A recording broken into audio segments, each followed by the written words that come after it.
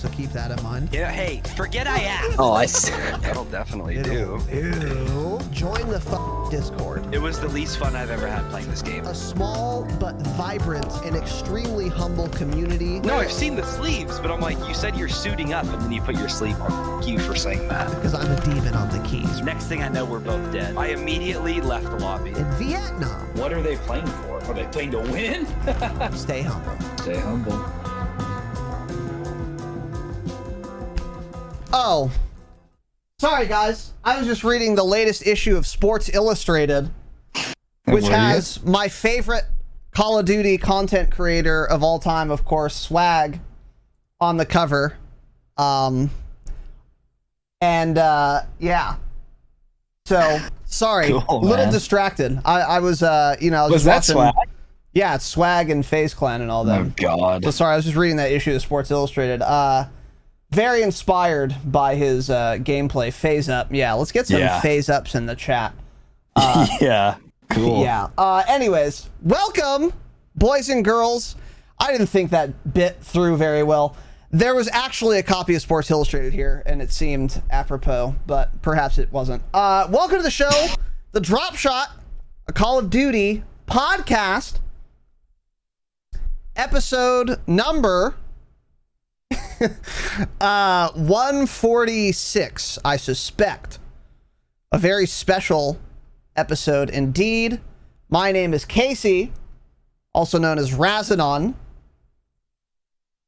I am joined, as always, by my good friend Tanner.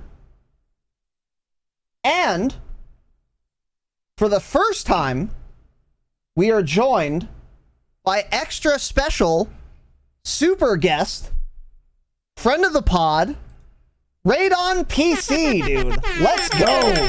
Let's go. Team EXE fame. Raidon, how you doing, man? Doing good, man. Doing good.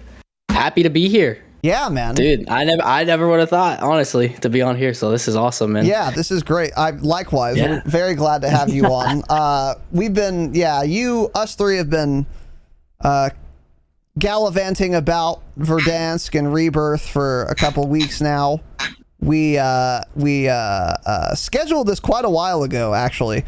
Well, we tried to schedule it quite a while ago. I think In different ways, yeah. Yeah, I think that got started 3-4 months ago, maybe? Yeah, it's been a minute because I was in school at the time. So, yeah, it was a minute ago. Yeah. So, nonetheless, through a lot of deliberative effort, we're here now. Raidon, very happy to have you here. Now, for all of you listening and watching, like our typical guest shows, I will be postponing all announcements and postponing any acknowledgments or thanks or whatever for intermissions and the end of the program to be respectful of young Raidon's time. So I say we just dive right the fuck in. Let's do it. Let's do it. Okay. Dive. Tanner, you ready to fucking dive? I do. I got the the glass swan dive. poured. He looks ready. I have my glass poured, dude. I'm ready to go. Ooh, I'm gonna have to pour mine pretty soon. All right. Well, that's it. Let's hit the fucking jingle and get started. So if you were listening for it, here it is. Woo, Here we go. lad. I'm taking a sip. I'm taking the sip. Ready? Taking a You ready sip, for this? huh? Urban, this is the one, buddy. This is it.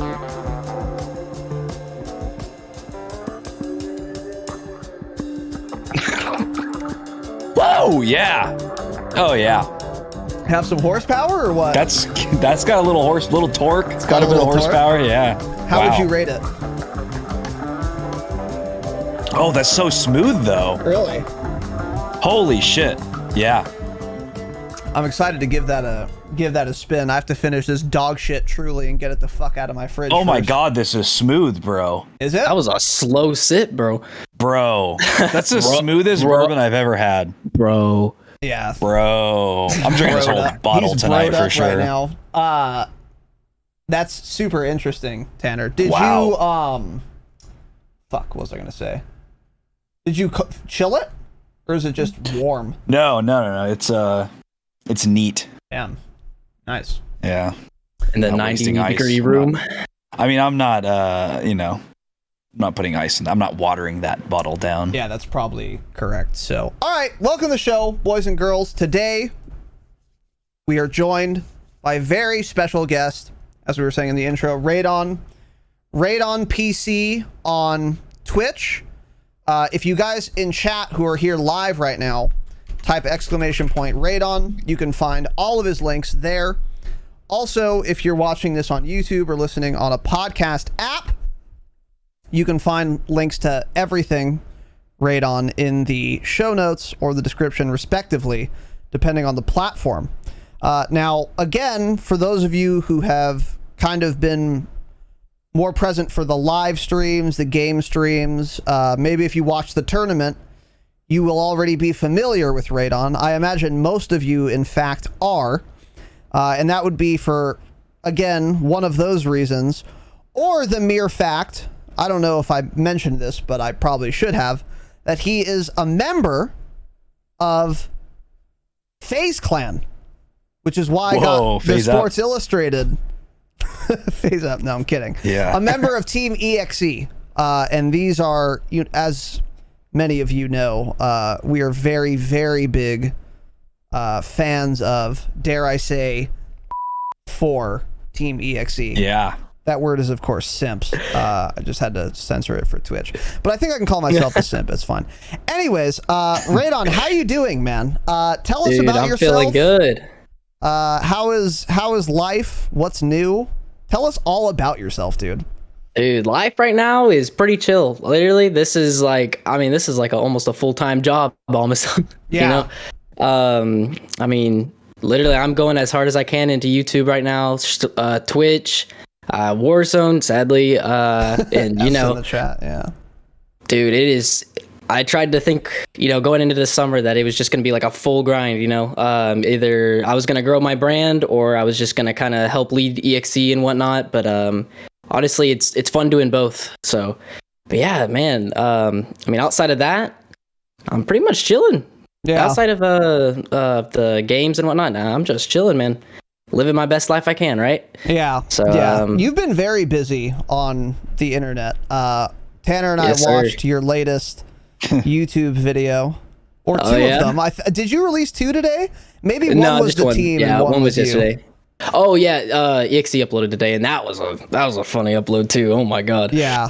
I hope we get to do more of those. The accusation stuff, bro. That for some reason as well, that kind of like style, not only just editing but like content wise, dude, people love that stuff. The accusations, the funny moments, people like just calling out everything. Oh my god. I mean, those are always solid. I like watching Team those. EXE? So that one, we had to hire an editor outside of Team EXE. So this was a guy that Bazin had found, which is our newest member. I'm sure all of you guys have probably heard by now. He found this guy named Dr. Memologist, and he does these like meme edits and whatnot for Call of Duty. And man, in my opinion, he blew it out of the park. Dude, it was good. Yeah, I didn't watch that one yet. He was matching. So this is on the Team EXE YouTube for those of you guys who are for those of you who are listening. If you want to check it out, I highly recommend you subscribe to them. They released this video where it's just a collection of clips where various members of Team EXE get accused of cheating and other colorful commentary and voice comms in game. And that guy did do a really good job. I especially liked when he had like the avatars for like the people, and he would like match them to what they sound like they look like. It was fucking great. Did y'all see the EXO part? He had the like thonk face with the what would you call that? Like the full on stereotypical Russian like Adidas guy. And then on the other one, it was like the Chad face. Dude, that one had me cracking up. I don't remember that specifically. I just watched it. The one I remember was the guy sounded like some huge fucking like nerd, like real. I know what you're talking about. Extra nerdy sounding guy, and the avatar like matched it, and I was like, holy shit, that's funny. Yeah. Oh my god. Good video though. Anyway, he killed that. Yeah, he you guys definitely hired killed that. the right guy for sure. I need to watch that, man. Dude, by the way, there is one clip in that video. I believe it was Slick. I commented on it, And I was like, dude, that was filthy. I timed it. 116 times. Yeah, I saw your comment. He was on. He's behind a box on Hackney Yard. He's prone. He stands up to shoot a window. Someone shoots him from a clean 90 degrees, and he just fucking destroys him. Just such a clean flick. I was like I said, dude, I literally gasped. I was like, oh. It was fucking nuts, dude. But you guys do that shit all the time. It was a great flick though. But anyway, yeah, great video. Yeah, hopefully we can make more like that. That was definitely fun to watch. So yeah, that was cool to watch. And yours was great as well. Yours, I would say, was funnier. Particularly, I think Tanner and I shared more relatable, probably too. for us, definitely. Yeah, for sure. When where Fizz is talking, and you have like the monitor, the desk with legs, and you like every time like you had the image pop up, and it just kept going. I expected it to stop, but it just kept going. It was so fucking funny. Yeah, I love Fizz, by the way. Oh yeah, shout out to Fizz. But yeah, very well done on that one too. Yeah, that was a very fun video to edit for sure. Yeah, that looks like it took forever, by the way. Not too long, but it was definitely like I had to sit down and like I couldn't get up from my desk kind of thing, you know. You had to stay plugged in. Yeah, it was a lot of fun editing it though. Like I would like to get more into that stuff, but man, that stuff it is taxing on your brain. I'm gonna be honest, doing that kind of editing. Yep. Yeah. You have to learn so much. For sure. For the dog shit YouTube videos we do, like even to just put up this podcast on YouTube took me probably a cumulative like 3 hours of looking up how to do shit just to get this. Really? Not at once, but like you know, like all right, how do I do this fucking blur dissolve? How do I make the logo? It's where's the publish button? Exactly, how do I set it unlisted? Exactly. It's all just schedule. What is this thing? Yes, yeah. There's so much little shit to learn that people don't realize, but we'll definitely talk more about you and Team EXE and all that. But before we do, your name is Keanu. Yes. How old are you? I am 21. Okay. Young boy. Were your parents sponsored by the actor Keanu Reeves? Nah, man, they were big fans. I think of Point Break, I believe, is the one my mom was like, oh, I gotta name him Keanu. I gotta name him Keanu. There's a Keanu character in that movie? Well, the actor. Oh, okay. Oh, there's another Keanu. I know two. I know Keanu Reeves and you. Yeah, that is the Keanu Reeves. Oh, he isn't. Okay. Yeah. That's his movie. Got it. Okay. Okay. And then obviously The Matrix, I think, came after that, I believe. Yeah. And then obviously, fans, huh? Yeah, that's a big 2000s movie or late 1990s movie and whatnot. So yeah, dude, yeah. Where are you from? Texas, actually. So Texas. South Texas, yeah. South Texas. We got damn humid weather down here right now. So yeah, you don't have much of an accent. Were you born there? Yeah, actually. Interesting. Yeah, I can bring it out. Like my grandfather, dude. Oh my, unironically he'll do the I'll tell you what kind of stuff, like that kind of accent. And then like even further on that side of the family, dude, like it's from Louisiana and you can't hear what they're saying and kind of stuff, dude. Oh man. Yeah. I can't have conversations with them, but yeah, I bet when they drink it gets even stronger too. Well, not everyone's an alcoholic. Well, like in Louisiana they are. Oh, yeah. Yeah. They're all alcoholics and swamp people. Any swamp people? Crayfish. Yeah. Lizard people. Okay. So, I wanted to start by talking about Team EXE and kind of how you fit in there.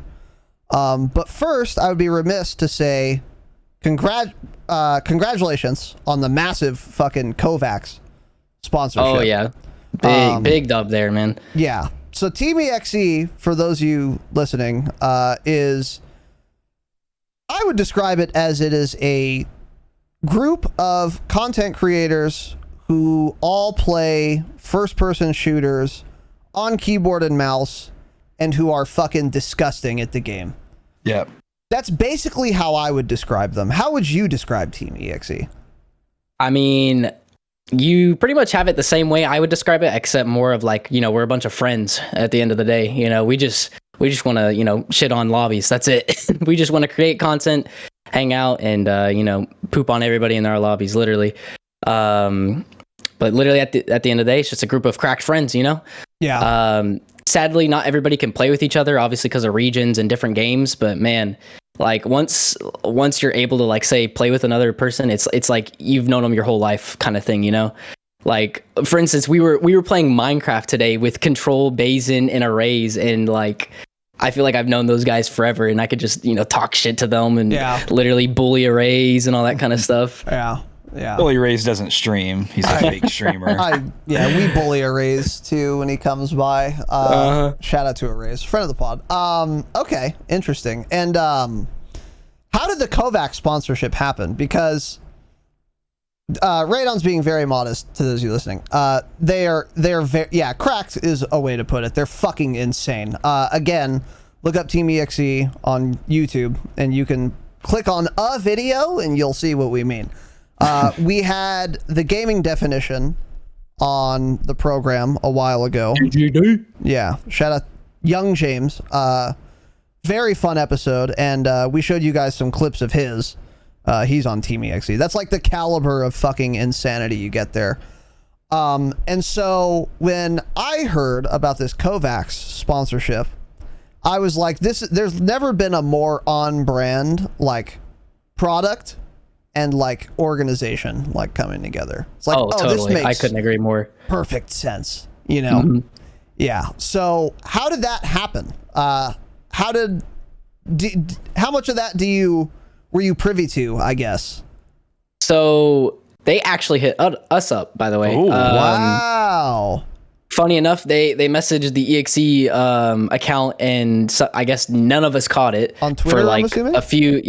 on Twitter for a few weeks, and then they hit up Max, because obviously Max is a big user of Kovaak's, right? So they hit Max up, and Max was like, "Hey, this guy's been trying to reach you," and I was like, "Really? Wait, what?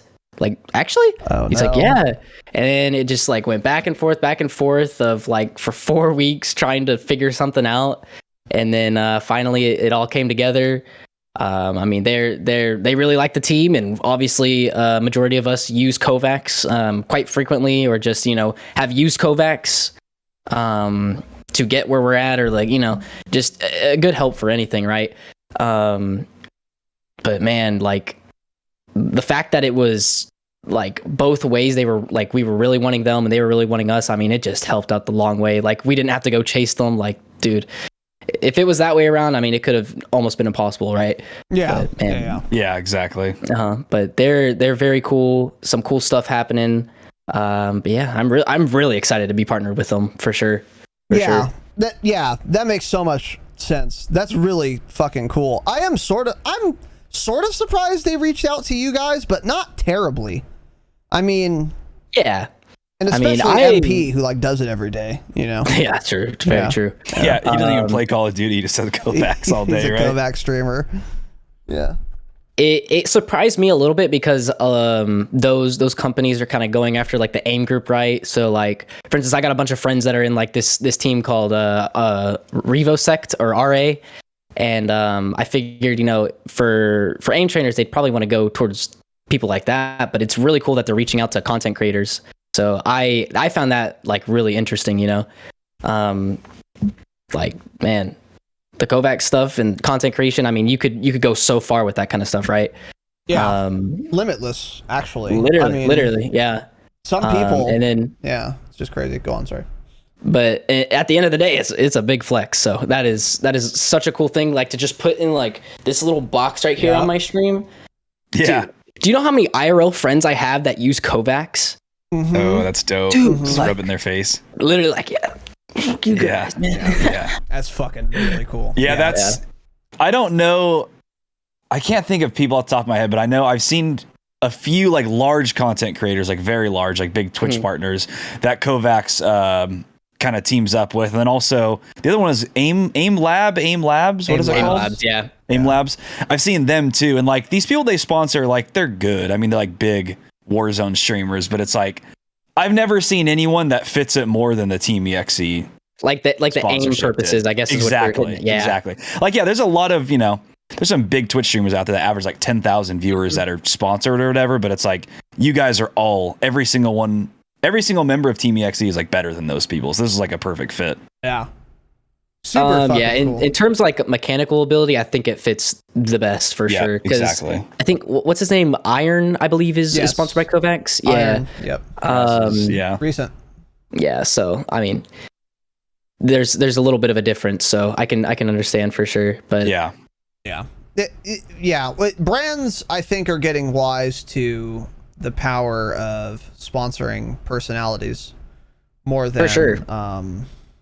More than fucking billboards or commercials or like ad banners on fucking websites, because like if I'm a fan of, like swag exactly, and Pfizer Corp sponsors FaZe Clan and says, use our products, then I'll be more inclined to use them. But like with Kovaaks specifically, I started playing it because of MP Control Ward.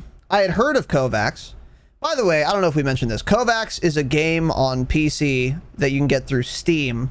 It's not really a game. I mean, it's a game, but it's designed to... It has like a bunch of exercises or custom exercises you can use where you can improve your aim on a mouse.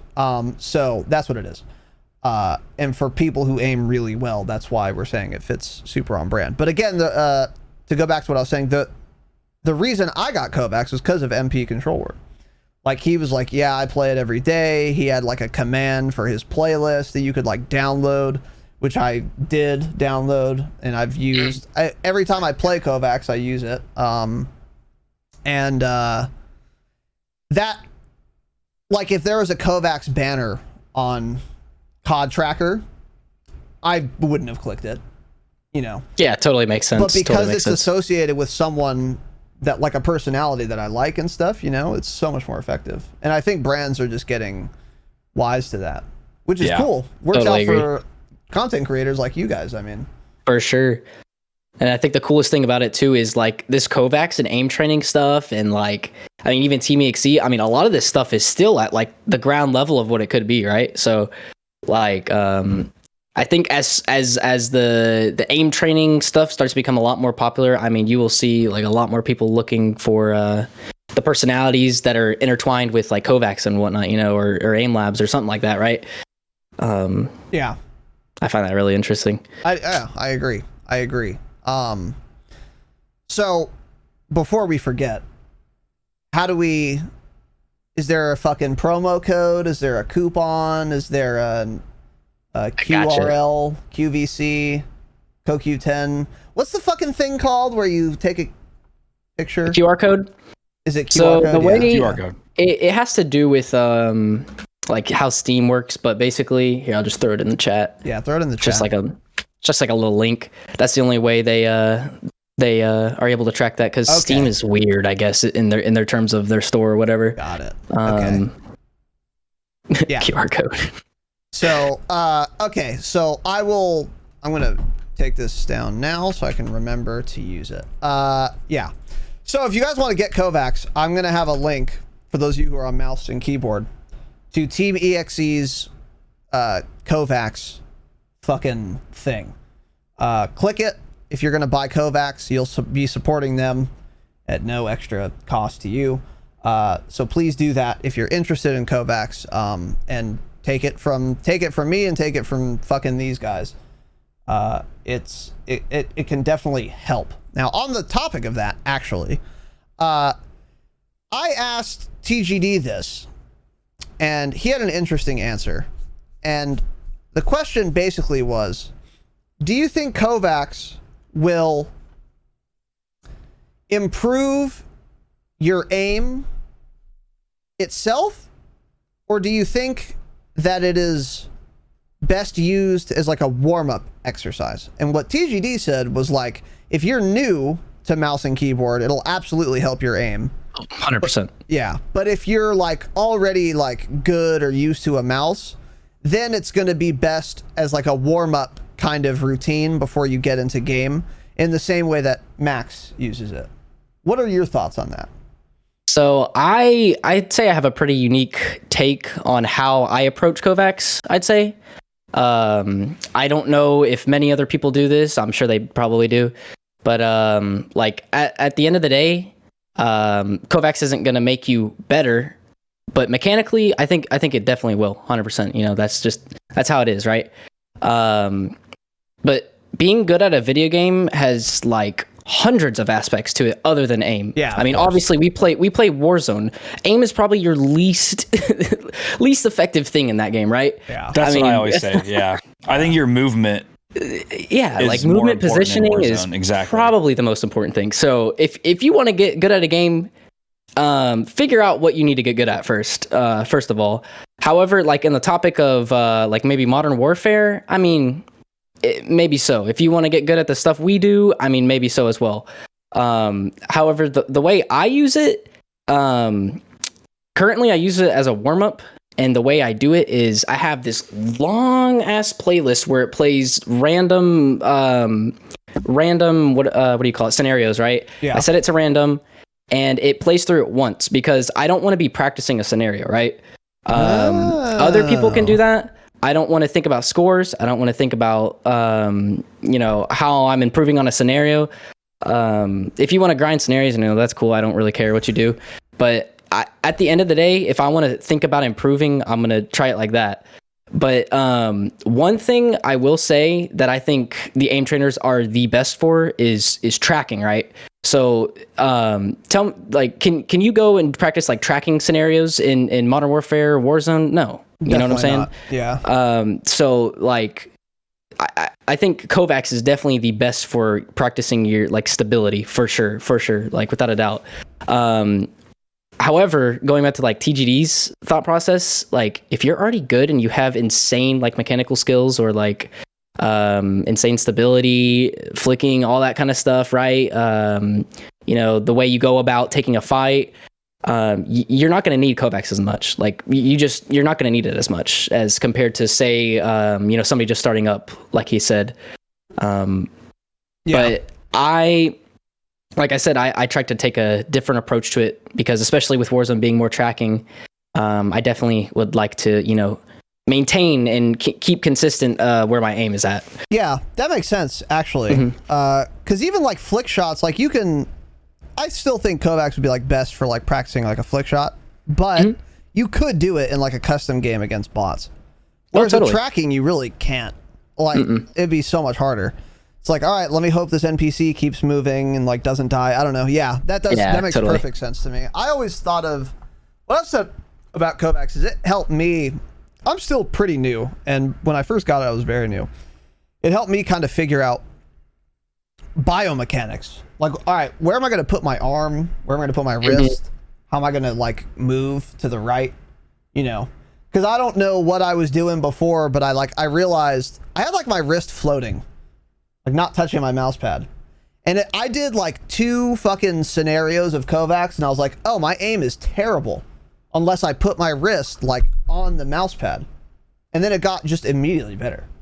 Yeah, I can't believe you started out without your wrist on the... That's It's so just crazy. weird to think about. It's yeah. cringe. Yeah. Yeah. How You're are an your idiot. forearm muscles? Like, I feel like that would feel Well, weird. I stay beating that thing. He so didn't they're play- very strong, so. Raz didn't play FPS games on PC until like BO4 pretty much, Raidon. So he's just okay. an idiot, right? Yeah, I'm Idiot. trash.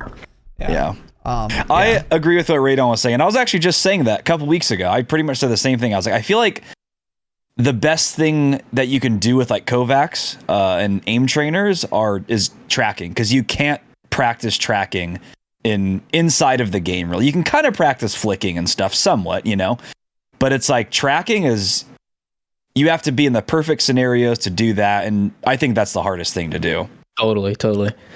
Yeah. So like when I see a clip and it's somebody tracking a guy floating and he's hitting every single bullet, I'm like, wow, I would miss 75% of those shots. Yeah. And it's because I've never done Kovacs. I need to try it. Maybe I'll use that code. Use right? I'll use the code. Use the Do it. bit.ly linked in the chat and in the show notes if you're listening to get Kovacs. Please, thank you. All right. On the topic of Team EXE, when did you join Team EXE, and what is your role with them? So I've asked this question probably like 3 or 4 times, but I'm dumb.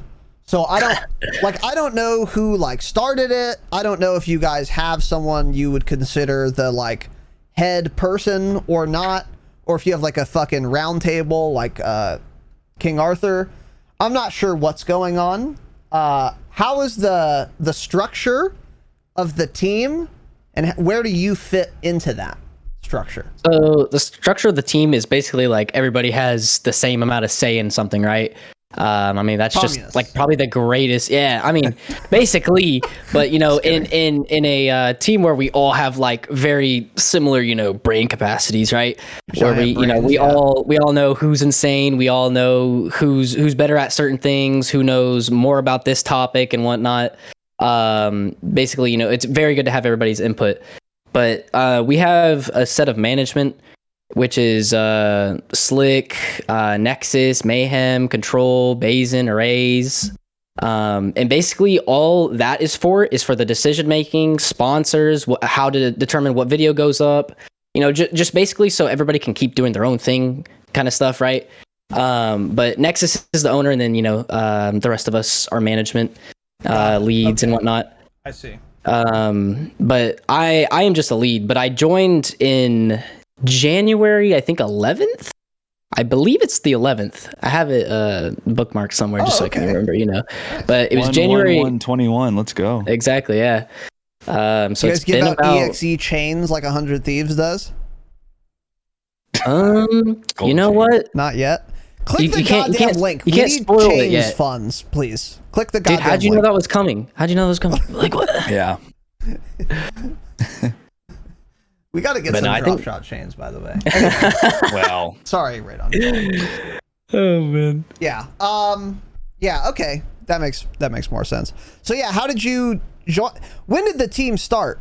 Like, not when you joined. It started in like, dude, back in. It was like 6 months before I had joined it. It was a minute. I think it was like maybe back in. It's a little over a trying year to ago. think.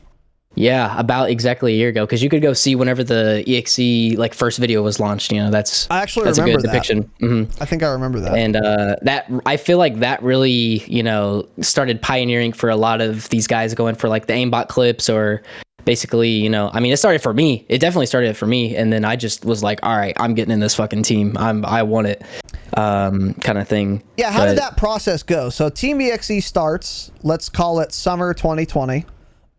And then when do you find out about them? Did they do a recruitment challenge? Did they talent snipe you? How did that whole thing go down? So actually, funny story. Nexus had told me I was in the team at first, but I was definitely not good enough, of course. I mean, I definitely played well, but you know, I didn't have the snappy aim type regime going on. And then to come find out, he fucking kicked me out of the regiment. Who's he think he is? No, I'm just kidding. But Oh shit. and then I was like, all right, now I really want this thing. So I think it was like a 7-month grind of like straight up posting content, nukes, streaks, flicks, tracking stuff, you know, everything that I could basically. And I was like, all right, Nexus, look, I got this new thing. I think I've improved a little bit. He's checking. Oh, okay. Yeah, keep showing me more. Okay, send this thing. Dang, you've gotten really good. That was a nice clip. You know, keep going. And then it's like, all right, look, everybody wants you in the team. And then I was like, let's go. So I was in the team for about, I think, 2 weeks before people found out. But they had basically just like hit me up and said, yeah, we kind of need you, because obviously, you know, I've been grinding the content stuff for about 2 years, year and a half now, 2 years almost. Oh, nice. Yeah. Okay. So I mean, obviously, you know, I'm a guy that's gonna be consistent and be there to help everything. But yeah, going through that was honestly such a fun process, because not only did I get to see myself improve, but then I got to like, you know, be in a team with people that I not only look up to, but are like awesome people. Yeah. That is very cool. That is very cool. But yeah. Yeah. And then I joined. Go ahead. Sorry. Oh, sorry. I just joined the team as a player and social media manager, so that was a lot of fun. Okay. Yeah. So are you still the social media manager? No. That's Bazin now. Okay. He's the Bazin. creative director is what he calls it. Bazin is balls deep on Twitter, dude. Yeah, he is. Dude, I fucking love it. everywhere. I love it. Yeah, he farms engagement, dude. He's an Yeah. engagement farmer. Dude, he He's knows good at it, so too. much about that stuff. It's Yeah. insane. Yeah. I I'll thought hear him talk you- about it. Whew. Go I ahead. thought you did a really good job with all like the Twitter and all that stuff, but this probably makes more sense now. You can focus more on your 100%. videos and Bazin is just, I mean, he lives on Twitter, it seems like. Yeah. So that's in good. Minecraft. That's a good fit. Yeah. Yeah. He's cool. Good choice all Bazin. around. Yeah, he's cool. Dude. We're gonna do a Twitter space soon, hopefully. Bazin, you son of a bitch. Let's make it happen. Based in. Uh-huh. Based. Based. Okay. Yeah. But by the way, that's one of the reasons, and I've talked about this too, but one of the reasons I really like the team in general, is that because they are actually strict. Well, I don't have to tell you this. You guys are actually strict with who you allow to join the team. Very. And that's why, as soon as I see they're in Team EXE, I automatically just click follow. I don't need to watch anything. I will later. Maybe I don't have time. But I already know they're good because they're in the team. You guys have vetted them. This is like, going to fucking Harvard Law School. Yeah, sure, you get an education. That's great. But you can get a law school education a lot of places. But the reason all these fucking crazy companies pay a fuck ton of money for a Harvard graduate is because Harvard did the vetting process for them.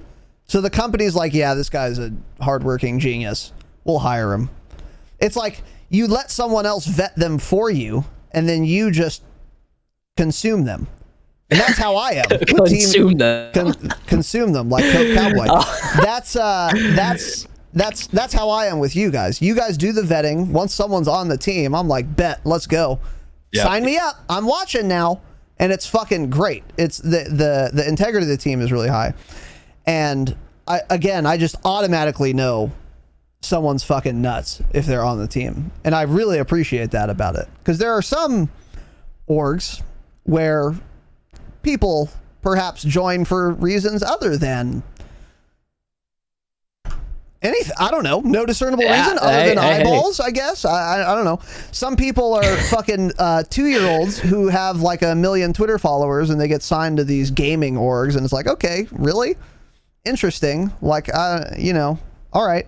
But Team EXE isn't like that. So that's been very, very cool, and it's kept my confidence in you guys super high. Yeah, we're very selective, and obviously I love that. And then also having all of us, being that way too, it definitely helps like keep everyone in check as well, if you know what I mean. So like say like we, are looking for this person or whatever, or like keeping our eyes on this guy or whatever.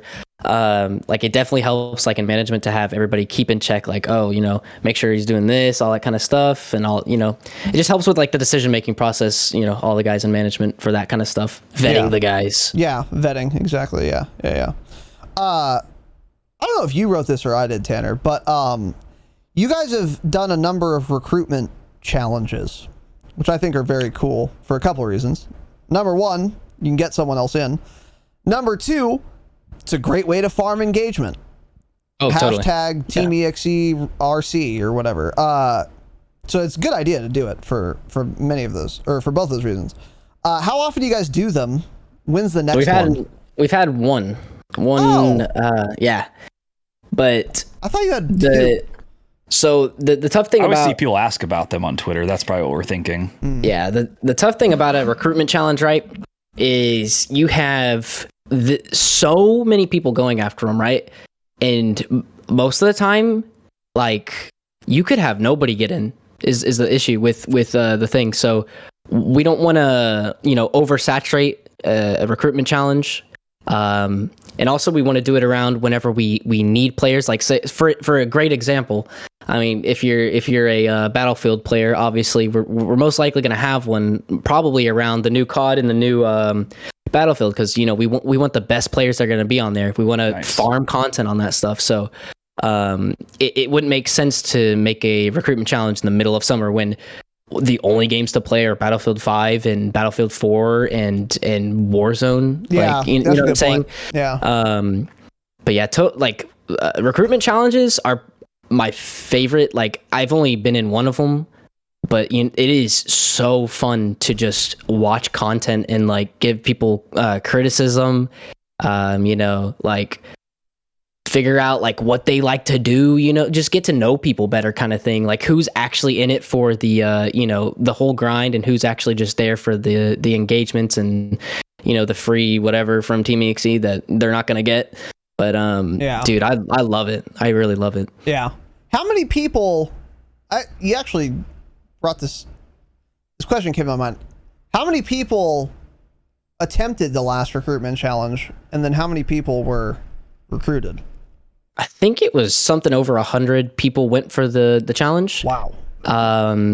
And at that time we were in a pretty small team as well. I mean, obviously our reach was pretty big, but like in terms of size, I can't remember how many subs we were at. But only 3 got in. So obviously we were extremely selective, and they were one from each game. One from Battlefield 4, one from Battlefield 5, and then one from Modern Warfare, and that was Sandman, Rox, and Mikasol, and they're all fucking insane, dude. Yeah. I mean, obviously, but and the thing that I liked the most about that too is each one had like uniqueness to them. You know what I'm saying, dude? Like, I can't wait to have the next one. Is all I can say. Yeah, that's gonna be a lot of fun. Yeah, those kept coming up on my Twitter, and I would just like watch every single one of these clips. I'm like, holy shit, these kids are good. And then it's like, some of these people, you go to their YouTube channel, I'm like, dude, how does this kid have like 15 subs? He's insane. Dude, I know. It's just like that. It just goes to show you that in order to really be big on Twitch and stuff these days, it's like people personality. Yeah, that's what it comes down to. Like these kids deserve so many more subs than they have, and they're so good. Mm-hmm. Well, and the crazy thing is all 3 of them have like a hilarious personality. Like, dude, Mikasol's a fucking Pepsi connoisseur. Like, like kick him out. Well, yeah, kick him out. Yeah, fuck Pepsi. I'm just kidding. Go on. Sorry. He played with like a pen pad and was hitting flicks. Like, who does this? What the fuck? What? That's cool. He's the one from like Serbia. Is that him? Yeah, dude. Okay. I watched a couple of his streams lately. He is funny. Yeah, he is funny. Games, right? That guy's a fucking god, dude. He is hilarious, man. Yeah. Oh man, that's cool. That's very cool. Yeah. Okay. Wow. 3 out of 100. That's nuts. Yeah. That's nuts. Wow. Yeah. I'm just such a. So you're saying there's a chance? Well. So you're saying there's a chance? We're too old. Yeah. We're I'm not talking about me. We're too old. Well. Yeah. My KD's gone down considerably in the last year. I mean, it's that simple. Every single day I play, my KD is worse the next day. It's just always the highest it's ever. Just blame aim assist, dude. It's okay. Yeah. Well, he certainly could. Yeah. Shout out to Gifty in the chat. Stay mad. Yeah, friend of the pond. That boy's been at my neck. Yeah. You guys have been having a little Twitter spat. Yeah, it's all fun. Yeah. Obviously, it's real fun for Gifty. Yeah. Yeah, the whole aim assist thing. I mean, Tanner and I had talked about it so much by now that there are interesting arguments on both sides in my view, but this is one of those this is as contentious as like abortion, where it's like if you have an opinion on this, you're not going to change your mind. No argument, no facts, no logic are going to change your mind no matter what side you're on. So Tanner and I are like, I don't know. We've said everything we can on this, and like we're over it. I don't know. I mean, I'm totally under the impression that no matter what, like literally no matter what, it will never be balanced. Just never. It can't competitively. It cannot be balanced. You know what I'm saying? Especially when it comes to money, like those tournaments. I don't know how those guys are competing because I agree. 2 different inputs. How does that make sense? How does that make Raz has been saying that for the last year or two. Yeah. He's like, this doesn't really make much sense in Warzone. Either if you look at the top earnings. Yeah. Either the aim assist is too strong in a game and then controller has the advantage, or it's not strong enough and then mouse has the advantage. You can't make it perfect. It's not possible. They're too different. Exactly. Yeah. So, yeah. Anyways, So I want to dive into some Call of Duty shit shortly, but first I want to get a little peek behind the curtain. You're a young man. You're 21. Peek. Now I'm looking at the curtain. Maybe we could start in front of the curtain before we go behind the curtain. I was going to ask you, do you have a life, unlike Tanner and I? Do you do things in your off time for fun, unrelated to gaming, Call of Duty, etc.? Now, I have a suspicion you might be, like myself, a guitarist. You're probably not as good as I am, because I'm a virtuoso. But Well, I don't know if I could call myself that with how little I played with them recently, with how busy I've been with this. But Yeah. How long have you been How much playing? he's played. how much? Well, 2 months. Oh, no. 2 hours, maybe. I bought it 2 months ago. Played 2 hours, yeah. I have an axe. I'm a virtuoso, though. Just don't ask questions. Yeah. How long have you been playing? Or when did you start playing, I should about say? 2 years ago, about 2.5 years ago. Yeah. In fact, here, real quick, because this is a thing that I've completely forgotten about because, obviously I've been busy with this stuff. Uh-oh, where's he going? Do you think he knows Wonderwall, chat? I need to have an finish acoustic? building this thing with my uncle. Oh, So, that's dope, dude. Building it? Let's go. He's holding up fucking, what is that called? The head of a guitar? He's like wood shopping the body. it? Yeah. Oh, body, okay. Fritch knows all about that wood. But that yeah, wood he's my uncle's like really big into guitar stuff. But man, I just haven't had time to just sit down and play. Like honestly, like this YouTube stuff's pretty busy. And then once school's around, I have no thought process to do a lot of that stuff. Yeah, that makes sense. Yeah. But other than that, I mean, I like to go out on the boat. I'm down in the bayou, and then Wait, like a skiff? yeah, like a 20-foot whaler. What is that, Tanner? You're a river rat. It's like a I don't know. I don't know anything about boats. It's like a bay boat. That's about it. Okay. Does Just it have a fish sail? from it? Yeah, we fish, tube behind it, get in the water, all that kind of God. Texas stuff. Yeah. Cool, man. Do you have oars? Is it like a sail? Is it jet propelled? Oh yeah. We've got an oar that spins like this, Yeah. It's great. Yeah. No, that's cool. Yeah. Okay, fishing, guitar. What else? You look Fishing, pretty, swimming. You look pretty svelte. I mean, I go to the gym, but Go to the gym? I'm obviously not a bodybuilder. I just go to enjoy myself. I mean, I'm not buff by any means. I'm not extremely strong. I'll just go there to enjoy myself. Yeah. What else? I used to play a ton of basketball, but then I chunked this finger and this thing was like sideways, so I haven't played that fuck since me. like the start of COVID. You just get a ball, just jam into it. Dude, oh my god. It was like literally January 2nd and or 3rd, and it's like 40 degrees outside, so your bones are already fragile. Yeah. And I'm playing pickup games with my friends at the park, and it was one of those extremely hard balls, if you know what I'm talking about. That's like just overinflated. a stupid street ball, right? Yeah, and there's like no grip on them. I go up and I hit my friend right here. Oh, fuck me. Dude, this thing just comes down like this and just dude, I have the thing to where I can't look at injuries, right? So I'm driving, calling my mom and everything with my finger out like next to the window and whatnot. Pinky out. And I'm like, hey, I just broke my finger and I don't know. I gotta go to the hospital or whatever. Where do I gotta go? She's like, you're kidding. I know you're kidding. And then I was like, no, told me that thing. Called my girlfriend and I told her that, and she hung up on me because she knew I was or she thought I was lying or whatever. Oh my god. Dude, oh my god, that was a funny time. Did they have to? Was it did the bone break or did one of the bones get out of place? Did they have to snap it back? Is my question. So it not only dislocated, it fractured in 2 places. Whoa. And it tore like a ligament. But I got the way it happened. I guess I didn't need to get surgery. But dude, it was painful. Oh my god. Did they snap it back in? Did they snap it back in? Yeah, they stuck a fat needle like all the way inside here. Right here, and that was more painful than them like putting it back together. Whew. And that's the only time I've broken something, is the funny part. But dude, oh my god, They should have just cut the rest off. I know, right? I would have rather that. Yeah. Oh my goodness. I'm with you, I'm dude. the same way. I'm the same way. Injuries like that fuck me. Mm-mm. Interesting. Well, yeah, that's why I don't go outside. outside. So everyone fucking laughs at me for not going outside. Look what happens when you do. You get needles in your pinkies and just not a fun experience. Yep. So, that's cool though. That makes sense. Yeah. You look active on the in the world. So very cool. RaidonPC. What is that name? How did that happen?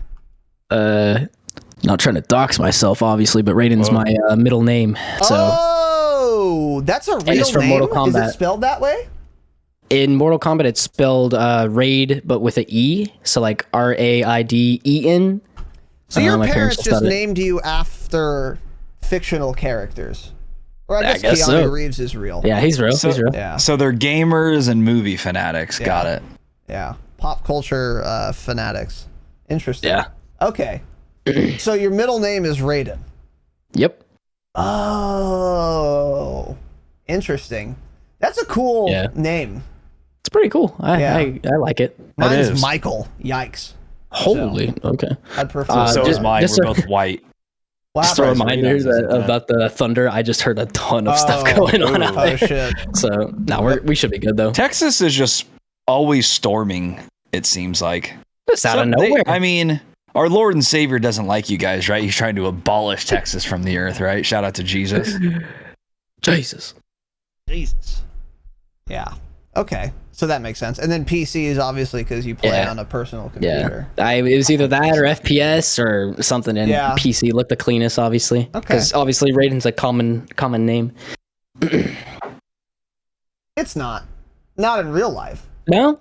Have you ever heard that name, Tanner? Maybe I've had people come into my stream with the same name. What? Really? Yeah. I didn't know it was a name. I truly didn't know it was a name. It might be a regional thing.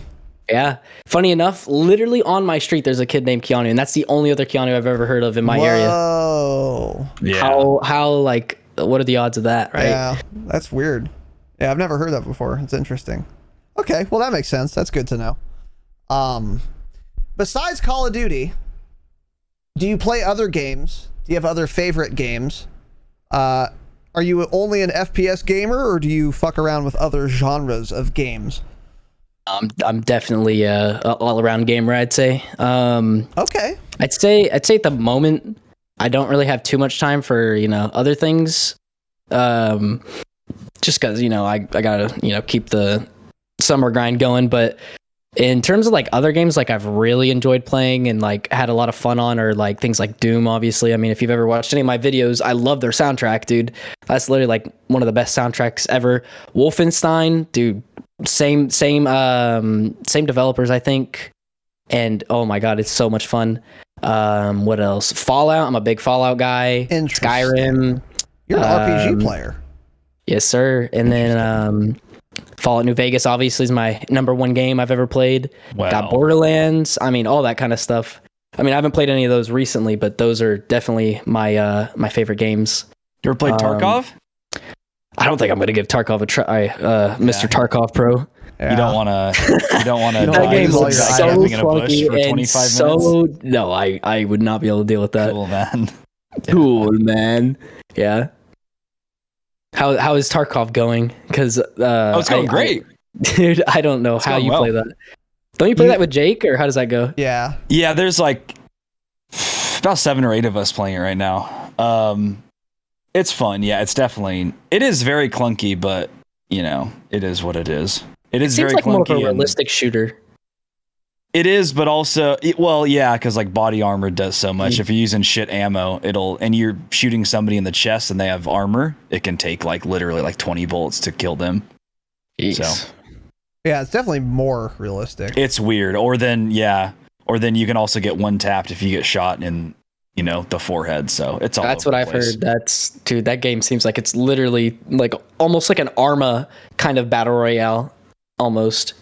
You played Arma, right, Tanner? I played Arma a little bit. I never liked Arma, but that was like Arma 2. And actually, no, it was the first Arma, I think. It was a long time ago. It was a shit game. The newer ones look a lot better. Arma 3 looks pretty good, but not really games for me. Tanner's super old.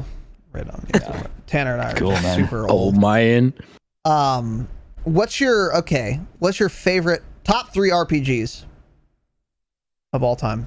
Of all time, I'd say maybe Borderlands 2, Fallout New Vegas, and maybe Wolfenstein. Okay. Wolfenstein was really fun, especially can the New Order. Guns in all those games, right? Yeah. Interesting. I'm sensing Funny a enough, theme. yeah, I mean, I do play other things as well. Like, I don't know if y'all played Dead by Daylight before, but I've definitely dabbled No, in I've that seen a it. lot. I've seen Dude, it, but no. Did I play that one? It's like a party game, kind of, right? Yeah, it's like you got 4 survivors, 1 killer. Dude, Yeah. that game is Yeah. Yeah. That That's game the is one your buddy always hilarious. plays, Casey. toxic. I mean, every game has its toxicity. Of Yeah, course, that game does look pretty fun, but yeah, our old that old guy from BO4 streams that all the time. That's where I've seen it. Okay. Yeah. Let me pull up my Steam real quick. See what's going on over there? Oh, Big PUBG. RPG guy. I completely forgot about that, dude. That game. Did y'all play PUBG at all whenever it first came out? I played PUBG quite a bit. Yeah. Dude, I think like if I could go back to those battle royale days, I think I would enjoy myself because like the way they had it was just so chaotic and stupid, and you died to stupid shit all the time that it was so much fun because of that. You know what I'm saying? Yeah. Yeah. Yeah, that game was really fun. See, like, even a game like PUBG honestly requires more gun skill than Call of Duty does. Like, that game's more about gun skill, and Call of Duty's more about, like, movement and positioning, I think. What about, did you ever play H1Z1? Actually, I know you're didn't. a young little boy. Actually, so, didn't. Yeah, okay. I saw it and I thought it looked very unfun. I wasn't really interested in that. Really? Cool. Yeah. Fuck zombies. I agree. That's not how the Battle Royale was. I'm talking about the BR. Oh, I thought there were zombies in the BR too. I honestly don't even remember because there were so few of them. I think there was. I think they were in the game and then taken out. I don't remember, honestly. Interesting. Are you thinking of DayZ? I feel like, or I get was there those actually mixed up all the Oh. time, so probably. DayZ is super clunky and dog shit. Yeah. H1Z1 was like actually very smooth and played pretty well. That was a fun Yeah, it looked like a better competitive one than PUBG was, in my opinion. It was a lot faster paced, driving a car, jumping out of it at full speed, tapping someone. It I've was seen fun. those clips. Yeah. You had to have good aim for that game too. For sure. Nasty at it. What does PUBG have that you enjoyed about it that Warzone doesn't? Because for those of you listening, I don't really have to ask the question, do I? Obviously PUBG was better than, or you had more fun in PUBG than in Warzone. Is that a fair statement? Totally. Yeah, Okay. 100%. So what did PUBG have, you think, that Warzone is lacking that makes PUBG more fun than it? I think it's the map design, honestly. Interesting.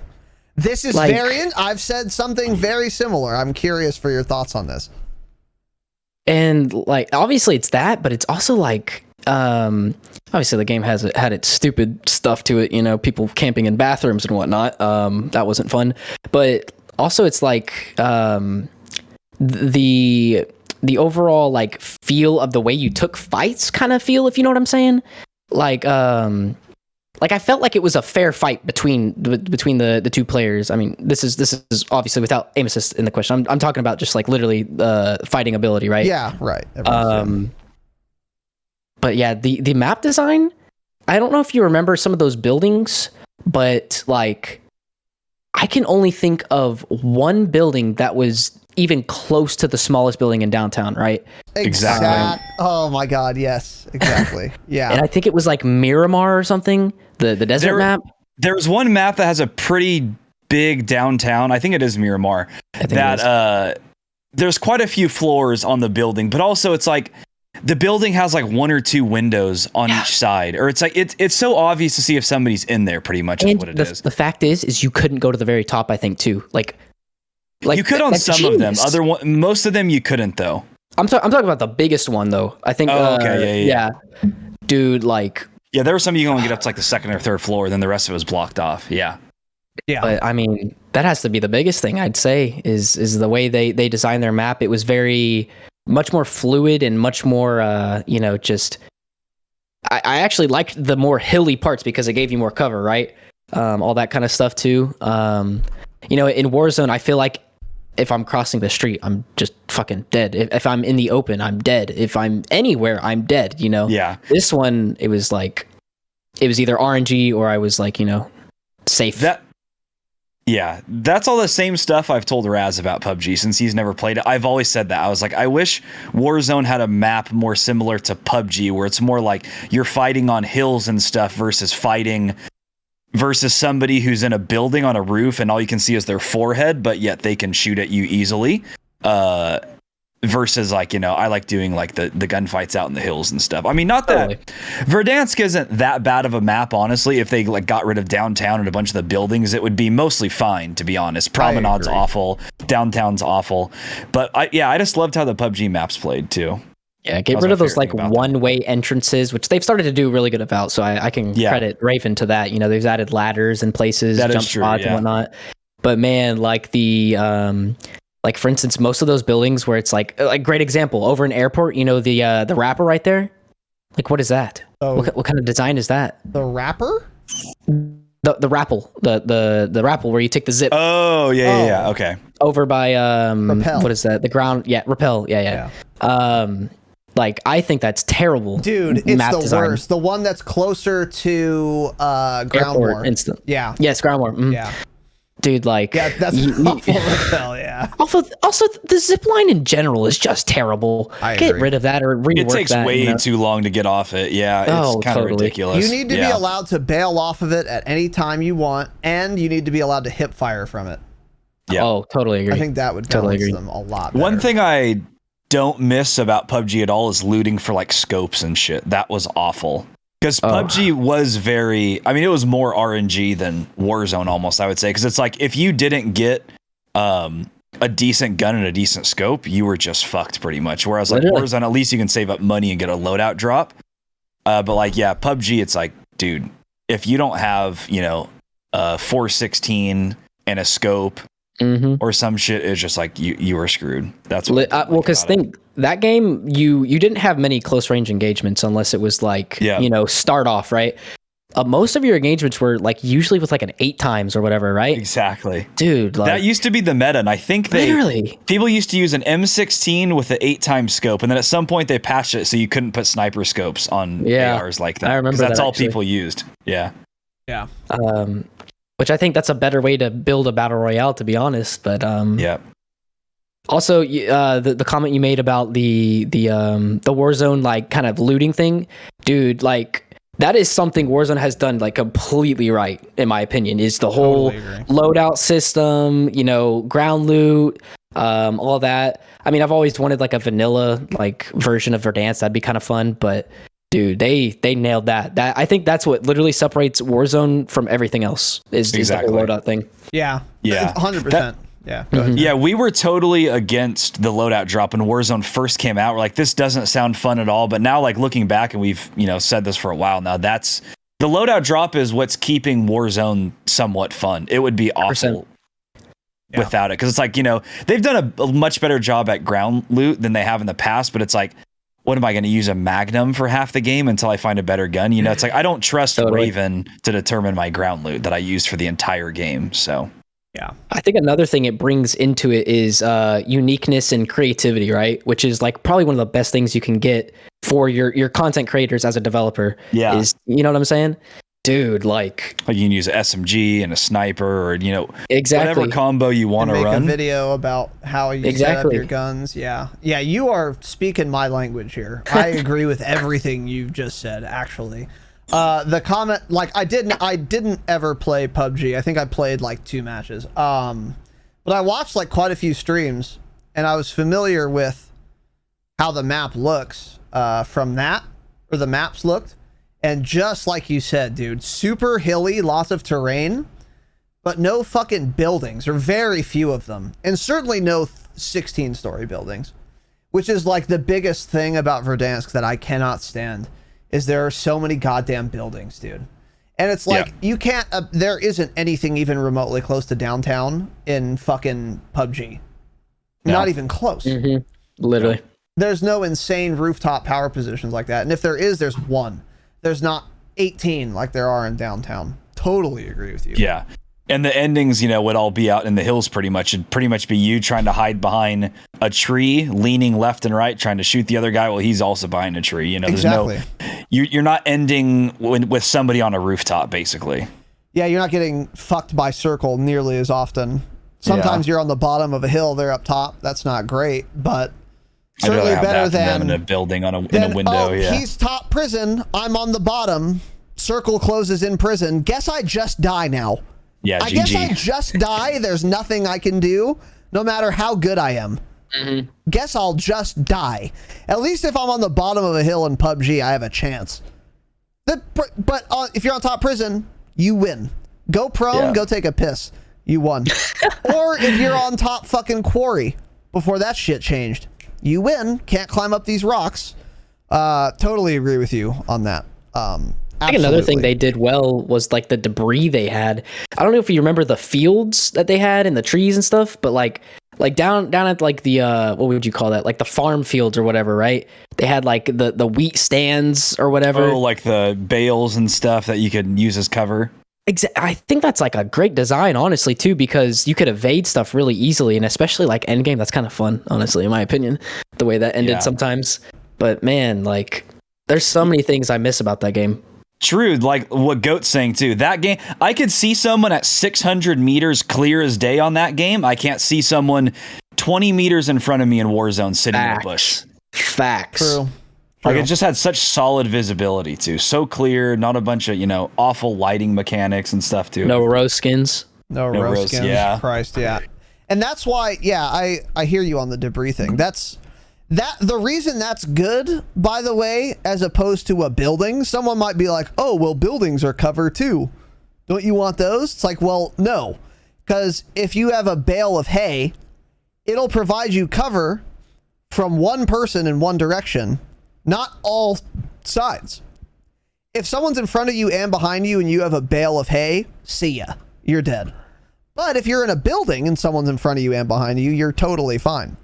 Okay. Buildings are just overpowered, whereas the bale of hay allows you to use cover, but you can't camp it because you're not protected 360 degrees. That's why it's just better that way. Totally agree with you. Totally agree with you. So, did you start off on a console, or have you always been on PC/KBAM? Raidon. I have always been on KBAM. Damn, when? Since I believe 11 years old, because it would be 10 years by now. Let's go. Yeah. Dang. What was your first just me, video dude. game? Battlefield 3, actually. Oh, okay. Yeah. Nice. How'd you get into that? Just friends from school, your mom? That's what my parents had, or my mom, or my dad had played. And dude, I don't know. I've always been a Battlefield guy. And then obviously with the parents. Actually. Fucking Mortal Kombat name, the Matrix Point Break name, and introducing you to PC gaming, Battlefield. Look at that. That's based. I was just easily set up for success, right? You were just set, dude. You're you were just set, dude. That's very cool though. So did your dad like show you how to play? Did you play on his comp? How did that go? No, we actually built my PC when I was like, like I said, I was like 11. So we built my first PC and whatnot.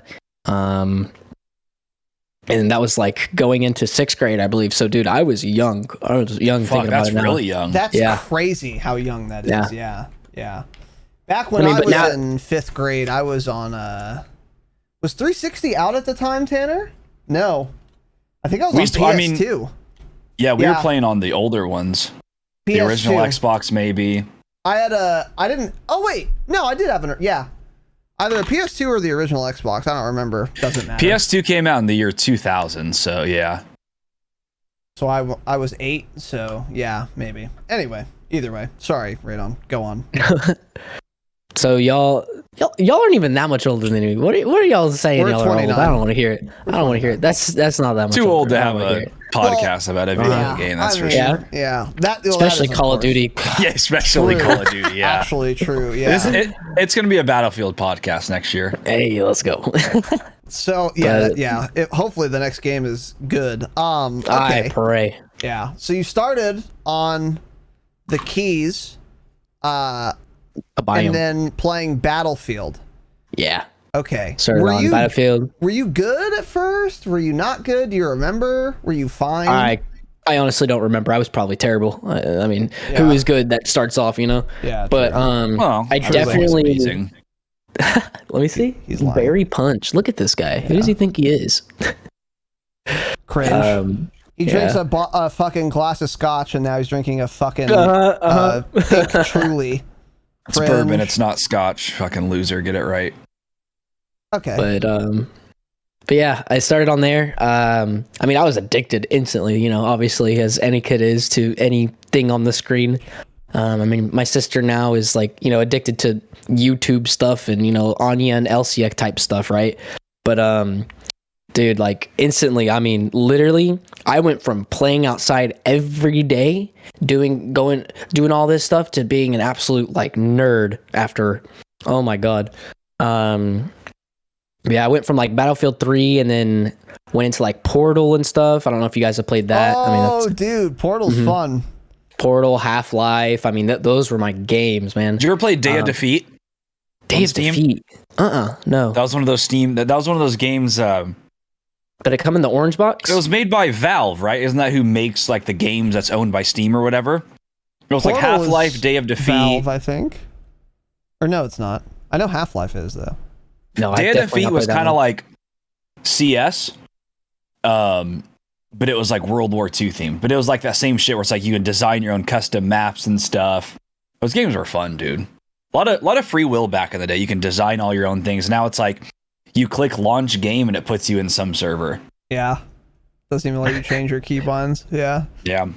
Is that similar to like the oldest COD or whatever? Like COD 1 and whatnot? No, not really. It's more No? like you ever play like Halo 3 where you could design like did you play Halo ever? Yeah, I played a little bit of Halo. Dog shit game overrated. Yeah, I kind of agree now. You could like make your own like maps on that game too. You would like I see, like a sandbox type of thing. yeah, sort of. Like they're like online obviously they had their own maps, but like people would play like they would design like a racetrack for the ATVs in Halo, and they would have like races set up on like custom maps. It was cool. So like I'm guessing whatever the fuck Tanner's talking about is like similar to that. Whereas like free will, you can actually be creative, do things yourself. Now you can't. Those are like the best maps. Nobody played the maps that the developers designed. Everyone played on like those custom servers, custom maps. That was fun. Yeah. Wish game devs would bring that back. Yeah, for sure. When did you get And a paywall, obviously. Yeah, let's consider. I would like a paywall to be brought back for fucking Warzone for these goddamn cheaters.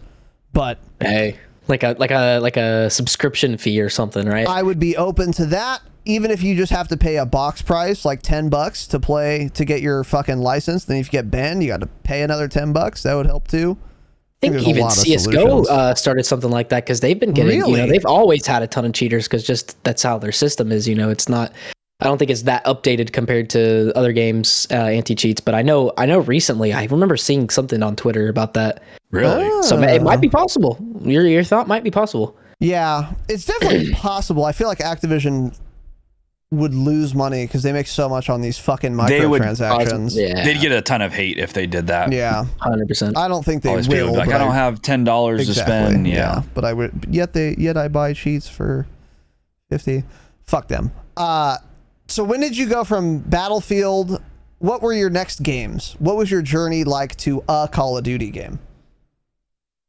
Let's see. I already told y'all I played Portal and Half-Life, so I went from there, played the next Battlefield installation, which was like Battlefield 4. I think before that actually was like Bad Company or something. I can't remember. I didn't really enjoy the Bad Companies. A lot of people really love that stuff. I I just never. wasn't a fan. Bad Company always felt really clunky to me. It did, yeah. But I feel like those people also never really played like Battlefield 2 and Battlefield 3, so they don't have as much to base it off of. Yeah, I think Battlefield 3 and 4 literally started my addiction for those games. Oh my god. And then from there, because Battlefield 4, I think, came out around 2012.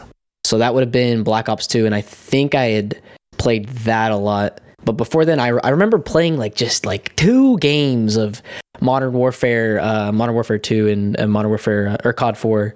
like just very vividly. And it wasn't even on my PC. I think it was on my dad's. But like I never got into those games too much because like I remember my friends always put them on console, and I did not really care to play like too much on console. But my man. Yeah, that's me, dude. He's just a young me. Congratulations, you're gonna have a podcast in 8 years and be doing nothing. How does that feel? Get ready. Dude, that was me. Even when I was in middle school and my friends would all be playing, you know, Call of Duty or Halo on console, I hated playing shooters with a controller so much that I would always turn aim assist off because I was like, dude, aim assist feels weird. I don't like this. And I, like, seriously, all the way back then when I was like 10 years old, it felt weird to me and I never liked it. I was like, why? I was like, I don't want it to aim for me. I want to aim myself. Like, that's what my logic always was. I'm like, dude, I don't want the game to do it for me. It just feels weird. And it's like, definitely that's weird. why I never even liked playing like shooters on console even. It wasn't even the controller thing. It's just like also just playing on PC. I don't know. It's definitely very foreign if it's like if you've never played video games before or anything of that matter, right?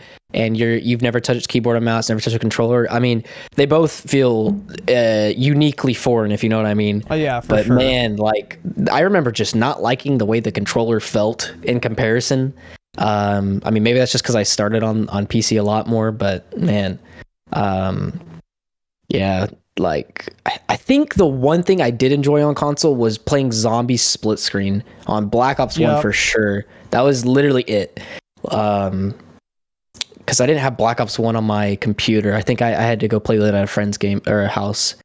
But man, that was yeah, I think that was the only console game I really enjoyed. And then everything else was kind of on PC. But I think from like Battlefield 4, I'm trying to think. I think I played a lot of BO2. I played a lot of BO2. BO2 was such a good fucking title. Might have been definitely one of my favorites. I didn't play it enough and I was too young to actually call it like my favorite. But looking back on it, I'm like, man, these were fucking solid maps, dude. Real solid maps. Real solid maps, dude. I think I remember like seeing on Twitter or something that whenever that game started, like people really like hated the game or something, which is really interesting looking back at it. Like, what is it, like 9 years later? Yeah.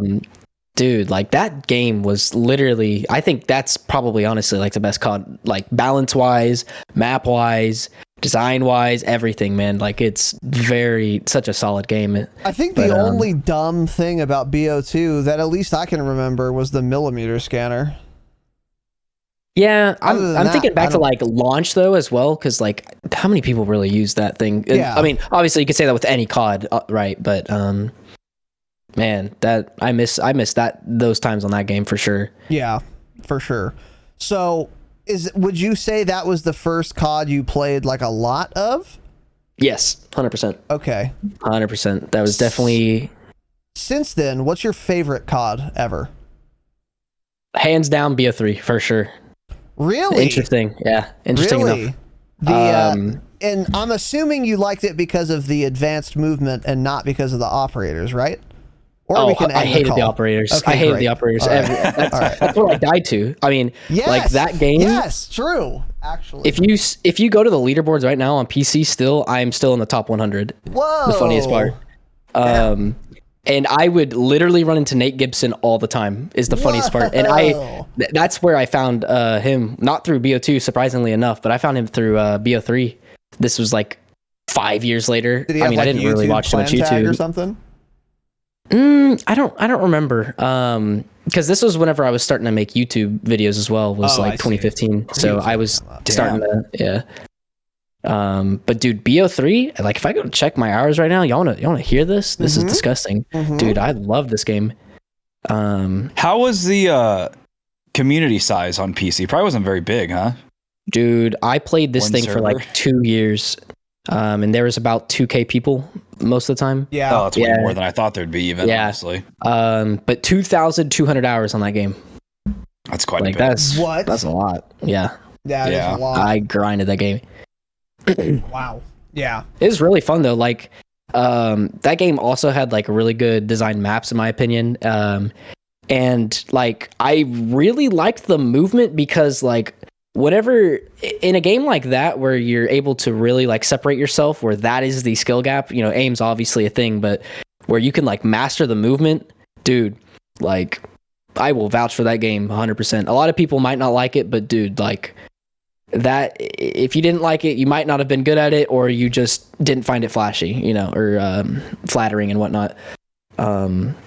That's what which I can totally understand. Yeah, the most common thread of any opinion related to Call of Duty I've ever heard is this: good players liked the Call of Duties where you could fucking fly and shit, and average and below average players hated it. Yeah, hey, I wonder why.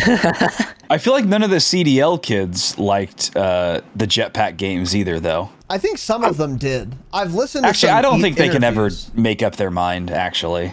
They're high, Tanner. They don't know what they're saying. That they're on FaZe Clan, they probably are, yeah. FaZe up. But yeah, I love that. I will always vote for that COD for sure. Yeah, for sure. That makes sense. All the crazy advanced movement is just, it's outplay potential, actually. Totally. Like, BO4 was my first COD on PC, and the movement in that was obviously not BO3 level, but the time to kill was very slow. And because BO4 was not crossplay, I too played against Nate, Gibson, Syrian, etc. A couple times, and every single actually, because the community was so small, and I would be totally unsurprised at how I would die every time I saw them. Every time. Not a shot on God's green earth that I'm going to kill them, because the movement was fine. The movement was actually pretty fucking good in BO4. You couldn't fly or anything. Pretty nice. The only gripe I have about BO4's movement is stop mantling. My character does not want to mantle at this time. Stop it. Got me killed a lot. But other than change that, your settings. Actually make a dedicated keybind. That's what Nate did. I watched his throwback video today. Shout out to Nate. But yeah, like the movement was pretty good, and the time to kill was so long that, like, you know, I specifically remember a match of Grind where I started shooting Nate first. Guess who won? Not me. Not me. But if it was an M-dub and I started shooting first, I probably would have killed him, because the time to kill is just so fucking fast. Mm-hmm. Yeah, there's like no outplay potential. Like Syrian's another one too. I played against Syrian in BO4. I played on his team more often because you were the worst player in the lobby and he was the best. Correct. Yeah, that is of course true. Yeah. But like, again, just like with Nate, if I shot him first, it didn't matter. He just dunked on me. But I've also played against Syrian in M-dub on shipment. He kills me more than I kill him, but I was able to get kills on him. But that's not because I am good enough to kill Syrian. I shouldn't be. I shouldn't be allowed to be able to kill Syrian, Nate, you, Tanner, ever. Shouldn't happen. Because the skill gap is so astronomical that should be borne out in the game. I shouldn't be able to kill them, you know?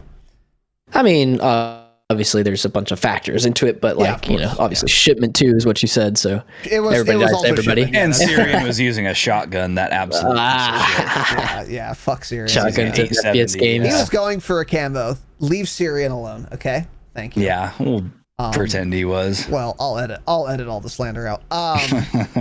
Yeah, no, I hear you though. How was the time to kill in BO3? I never actually played it. It's definitely above. I'd say it's around Cold Wars. And Cold Wars actually feels pretty long, but that's because the hit regs and the damage range of guns is terrible. Yeah. Obviously Cold War is terrible. Like literally hands down worst game I've ever played. Okay. And I'm sure everybody can agree with that. But no? Oh, okay. I'm coming around. I still think M-dub is way worse, but I'm coming around to that. But anyways, go on. Man, I think that game had a very good balanced time to kill around attached with the movement, because I think BO4 has probably the highest time to kill in any COD. I think that's correct. That way. It was pretty high, yeah. It seems that way, right? Unless I was using my Switchblade. Yeah, I think on the panel it says like 150 health as well, which is, cool. But like I mean, even if you added on, like, say, even if it was like 50 more milliseconds onto that time to kill with BO3 movement, I feel like that would really separate the skill gap a little too much for a COD game, if you know what I mean. Yeah, they don't want that. They're not trying to have a giant skill gap. Exactly. I mean, it's like trying to play Splitgate, I don't know if y'all tried that game, but dude, the portals. I keep seeing clips of it, yeah. Yeah, that game's got an interesting skill gap. Yeah, you guys have been posting a lot about it. You're fans of Splitgate, I take it? I'm a little neutral, I'd say. Interesting. Yeah, have y'all seen any gameplay at all? Just a little bit, maybe I've clips seen, here and there? Twitter clips. I've seen your guys' Twitter clips, yeah. Basically what this is like if you took Halo and you took Portal and you literally just combine them, right? You got the Portal system and you got literally the map design and the gun system and the the jumping around movement, everything is like Halo. So basically this game has probably one of the best hit reg I've seen in a game in like a while. You guys have played MW where it's like almost non-existent, and then when you put it in comparison to Cold War, it's even more non-existent.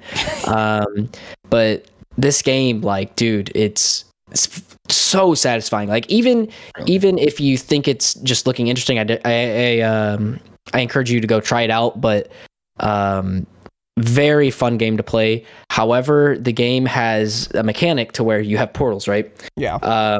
And you use this to move around the map. Like, literally, you can go from one end of the map that's all the way over here all the way to literally the opposite end of the map with a portal, right? And you can obviously see how OP that is. And once you put it into high level and you've got like 1,000 hours into this game, you can traverse anywhere to like behind people, how to outplay people. That is the skill gap, and that's fucking in my cool. opinion, it's cool. But once you play it, dude, it's honestly not that fun to play against. I do not enjoy that part. Especially whenever I played the other day, I had to play against their highest ranks. So obviously I can't do anything if somebody's like teleporting behind me and I'm like, what is going on? Yeah. I hear this noise behind me. I don't understand. Obviously if I wanted to get good at that game, I'd have to put quite a bit of hours, but it's just like having a mechanic like that, I don't really enjoy. I really just don't enjoy. I hear you. Yeah, it's not like an FPS kind of, it's like a different thing. Yeah, it's different. I mean, if you enjoyed that, then obviously dabble in that, but not a fan. Yeah, I hear you. It doesn't look like something I would like. Halo movement, by the way, turned me off when you said that. I don't know if it's actually Halo movement, but when I think of Halo movement, I think of no sprinting, you run slow as fuck, no sliding, and you jump 80 feet high. And you float in the air for 30 seconds. Yeah, and it's like, that's awful. I hate that. Yeah. I felt better keeping my feet on the ground than I was in the air, obviously, because I felt like a dead target. Yeah. Yeah, exactly. So then you can't like jump shot really. You're fucking levitating. So speaking of, I'm actually interested to see how they're going to do this next Halo. Hopefully it's not like that, but I agree. I'm very curious to see what they do because they added sprinting to like later Halos after like Halo 3. I think Halo Reach had sprinting, but there was no like sliding. They'd have to make some major changes to get me interested. Those games were just like Raz has been saying a lot lately that Cold War is uninspired. That's how Halo always felt to me. It was just the most basic shooter. Yeah. It like wasn't difficult. The clips were boring to watch. It was slow paced. I don't know. I don't understand why that game was so popular. I guess because there were like two big shooters at the time. It was Call of Duty or Halo pretty much. I mean, that was like one of the first, so that's probably why, Yeah, it was either Call of Duty on console or Halo on console. Then that was it. I don't know. There's just most overrated video game title ever, I think. FPS wise, I think that was. Dude, when Tanner and I were in high school, and you were, I don't know, building blocks in kindergarten. Legos? Let's go, dude. Yeah, making Legos. A Death Star. It was literally just Halo and Call of Duty. That's all anyone talked about. And then people would have arguments. Like, you know, there's like the fucking Apple versus Windows argument. In high school, it was Halo or Call of Duty. Oh, Yeah. man. That was it. No one was talking about any other FPS. I don't even know if there were any other FPSs. There probably were. I think Medal of Honor was like on its deathbed at that time. They were still Medal of trying Honor was never a cringe. good multiplayer game. Great single player shooter, awful multiplayer always. I never had a even good tried it. multiplayer. Yeah, I never Yeah. even tried their multiplayer. Wasn't good. That's usually the case, I feel like, for most games, though. You can't have both. I Like, you totally literally agree just with can't you. have both. I Yeah, totally people agree that- with you. People that mauled about Call of Duty not having a single player in it, I mean, what are you fucking thinking? Who cares? Who cares about doing the Call of Duty campaign for 4 hours? Who fucking cares? Really? That takes them so long to develop. All of those people could be working on multiplayer instead. I Instead, agree. they waste all of this time for me to do a run through that takes 4 hours and they spent 3 years to make. Change it. Yeah. Just remove the Literally. single player campaign from Call of Duty. They did that with BO4, I think, They right? It was did. just the multiplayer. Correct. See, They and- scrapped it. Yeah. I didn't even notice that there wasn't a single player for a while because I just didn't care already. You know, Yeah. it just goes to show. Yeah, exactly. Like, if you wanted to play a single player game, you'd go play Fallout. Exactly. Yeah, you're not going to play fucking Call of Duty. That's not why I have this game. I agree with you. What's your favorite Call of Duty map of all time? An interesting question, actually. I'm trying to think. You don't have an answer for. Are you a Call of Duty fan, sir? I've got too many, man. I've got way too many. we can accept the top three in no I'll tell you what it's particular not. order. I'll tell you what it's not is Nuketown. I'm tired of seeing that map. I don't want to ever see that again. Yikes. Cold War ruined Nuketown. Nuketown was Yes, great in BO4. Nuketown. I think Well. it's just Cold War though. It's just Cold War actually. Interesting. When Cold War came out, I thought it was the map design itself or something, like the visibility was weird or something on it. But now I realize it's just the game. It's got nothing to do with Nuketown in the game. It's just the game. I think my answer would probably be firing range from BO1. Interesting. He's after my own heart. He's after my own Is that heart. yours? That's literally my number one Yeah. favorite Firing Range Call is of Duty a map. I'm solid on map. the record. Firing Range is the best Call of Duty map ever. It has, Yeah. no matter what your playstyle, you can do it on Firing Range. hmm You can snipe effectively. You can sub. You can AR. You can shotgun if you're a piece of shit. You can do it all. Such Very a well fucking designed. good map. And there's like bangable surfaces, but there's also like actual impermeable walls. Well, It's not if so you're playing well done. MW 2019 or Warzone, obviously. That is, of course, true. Yeah, but dude, there's but yeah, Fire Range, fucking excellent. Okay, what about your favorite gun of all time? Favorite gun. Dude, I'm gonna actually have to go with something from MW 2019. Dude, Interesting. that game has literally probably the best like gunplay in any game I think I've played, like straight up FPS, modern shooter type stuff, right?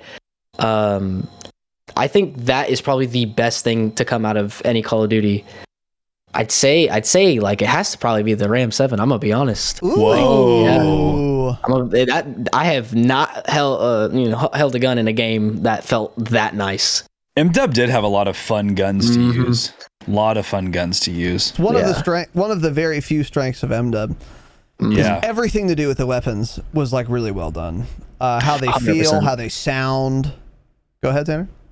Well, it's nice too how like guns that were really good in multiplayer weren't necessarily the greatest in Warzone. So it's like you use different guns in each. So it's like the M13 wasn't that good in Warzone. It still isn't, but that was like, I guess it wasn't even good in multiplayer. It was just such a fun gun to use, right? I think it's pretty So good it's- in multiplaer. Well, Yeah, it's I mean, okay. it's mid tier. Yeah. Yeah, it's about as average as a gun could be. Yeah. Yeah, well, it's no M4. You Just watch Sandman. He makes it look like rat. it's double S tier, dude. Oh my god. Who? Well, he probably cheats. Sandman. Oh, okay. Okay. Yeah. He probably cheats. Yeah. Okay. Wow. Interesting. Yeah. MP7 from MW is probably my favorite feeling gun in this game. I fucking love the MW MP7. That is a good feeling gun as well. I mean, It's all so of the fun high to rate of use. fire stuff is just really solid. Yes. Exactly. That's what it is. Yeah. Mhm. Yeah. True. Yeah, Yeah, round two, I will actually. humble Activision on that, dude. I love their gunplay system, even if the time to kill is extremely, lethal or whatever. But dude, it is definitely Agreed. the most enjoyable and most satisfying system for guns. Yeah. And that gunsmith when it came out was just insane. That was so fun until a few months later you realize every gun just uses the same attachments. Yeah, exactly. And then, Yeah, there's nothing too exciting about it anymore. But that was really fun when that game came out. 100%. True. A lot of creativity, like again with the loadout type of stuff. I mean, that is super cool for a company to do that, because like, for instance, I don't know if y'all have seen, but like, on YouTube there's a bunch of people that do like the smallest guns possible and then the biggest guns possible with that, Really? and I think that is so cool. That's cool. No, I haven't seen that. I mean, y'all have seen TGD's videos, I'm sure, where he's literally running around with like the max recoil scar. Dude, Yeah. it is stupid, It's but so it is dumb. like, it's so fun. Like you're just zooming down with a powerful thing that has insane recoil, right, Yep. dude? Yeah. Oh my god. I remember that video. It came out like right before we had him on, actually. Like literally like a day or two before we had him on. It was funny. Yeah, I agree. That's one of the, again, finer points of MDub, the few in my view. When did you start streaming? It's would have been back in like 2017, I'd say. Not obviously not the way I do it now, but like back in 2017, then I was still streaming. I guess it would have been PUBG and BO3 at the time. Okay. That was about the time I was playing that stuff. What got you started streaming? I mean, it was kind of like a mixture of seeing, I think, Shroud. I mean, obviously everybody starts off seeing Shroud if you're watching streaming. He was playing PUBG at the time, and I was like, might as well try this. Maybe lose like 40 FPS on PUBG, but that's okay. I'm enjoying myself, right? Yeah. Did that for a little bit, stopped because obviously, it's so hard to grow on Twitch with 1 or 2 viewers. You just can't. Yeah, it's not possible. Unless you have like a massive following on YouTube, TikTok, Twitter, whatever. I mean, it is True. cutthroat. That is the most cutthroat platform to grow on for sure. Yeah. But yeah, stopped it for a little bit, and then I think Valorant came around, and I was like, all right, it's COVID time or around COVID time. I've got a lot of time on my hands. I really want to start creating, because I mean, that's like one of my favorite things to do, is like just do something creative, right? Like I guess I don't have anything to show in here, but I like to do a little bit of woodworking. I mean, I haven't done it in a few you months. Showed your guitar earlier in progress. Yeah. But dude, this is like literally the most fun hobby for sure, like that I can think of. Not only is it like rewarding to yourself if you do it right, but it's just like, it's something it's so easy to focus on, especially if you're either good at something or you have a good personality, right? Or if, just any of those. I totally agree. Yeah. And Twitch is honestly my favorite, because obviously you're interacting with people. I mean, you guys do it all the time. I'm sure y'all can vouch for that is the most fun thing to do. I mean, it's the thing you look forward to, the next day or whatever. If we're not getting 1.8 lobbies in Verdansk, then right? Yeah. Then fuck chat, fuck Warzone, fuck the internet, fuck Call of Duty. Yeah, I'm gonna get. Yeah. I'd rather get me be in a into Target. cubicle Get outta right here. now. Get me in an office. Pay me less than Yeah. minimum wage. Yeah. Y'all gotta join me on the 6 and 7 a.m. lobbies. I'm gonna start that up here Dude, soon, because I I know. can't handle it. I would love to can't start handle our it. streams earlier. Raz, the Dude. earliest he'll do is noon, actually. Oh, I so. know. No, This man we is. can go earlier. We should fuck around with starting like 10 a.m. Seriously. Well, okay, I might be down actually. You. What do you at least try it? Yeah. The thing about that is you don't get to see the difference until you actually see it. You know what I'm saying? Dude, oh my god! I do you guys watch Metaphor or Blue? Either of those guys at all? I've been dabbling with Metaphor a bit recently. So these guys, I've like watched them for a little bit, but I saw them completely switch their sleeping schedules so they can get the easier lobbies, so they can get easier content. Yeah. Like, that's insane. That's insane. Yeah. I mean, Dude, but if that's what Symphony you is do like- for a living, Yeah, Symphony's the Symphony most as well-known well, guy yeah. that does it that I know of. Yeah, he wakes up literally 5 a.m. and starts just fucking gaming, dude. that is some what do you call it? Dedication. Yeah. That is insane. Yeah. But yeah, I mean, like you said, if you're doing it full time, you do have the time. Might as well. Yeah. Okay. Interesting. And then you said you were streaming Valorant /BO3. No, PUBG BO3. That was in 2017. Yeah, not Valorant. Back and then I picked it back up in the Valorant beta. Got it. Okay, yeah. So that was, I think I was doing that in Dead by Daylight actually. So I was only streaming one FPS game at the time. Yeah. Because what were the CODs out before MW 2019? That would have been BO4. Yeah. World War II. BO4 and then World War II. I didn't want to continue playing those, I don't think. But then and then I think I just Reaper too. And then I went full out on MW 2019, and then I found Nexus, I think, somehow. I can't remember. I found Nexus, a couple of other friends that I can't remember at the moment, but I remember Nexus like standing out. I was like, dude, this guy's fucking insane. Yeah. That was the first one we found. I don't know how we came across Nexus, but that was the first person we found, I think, too. Yeah. How did I find him? I don't know. I feel like somebody almost like told us about him, and then like we watched a stream or like you had like we hadn't even watched him before and you rated him or something. I don't know.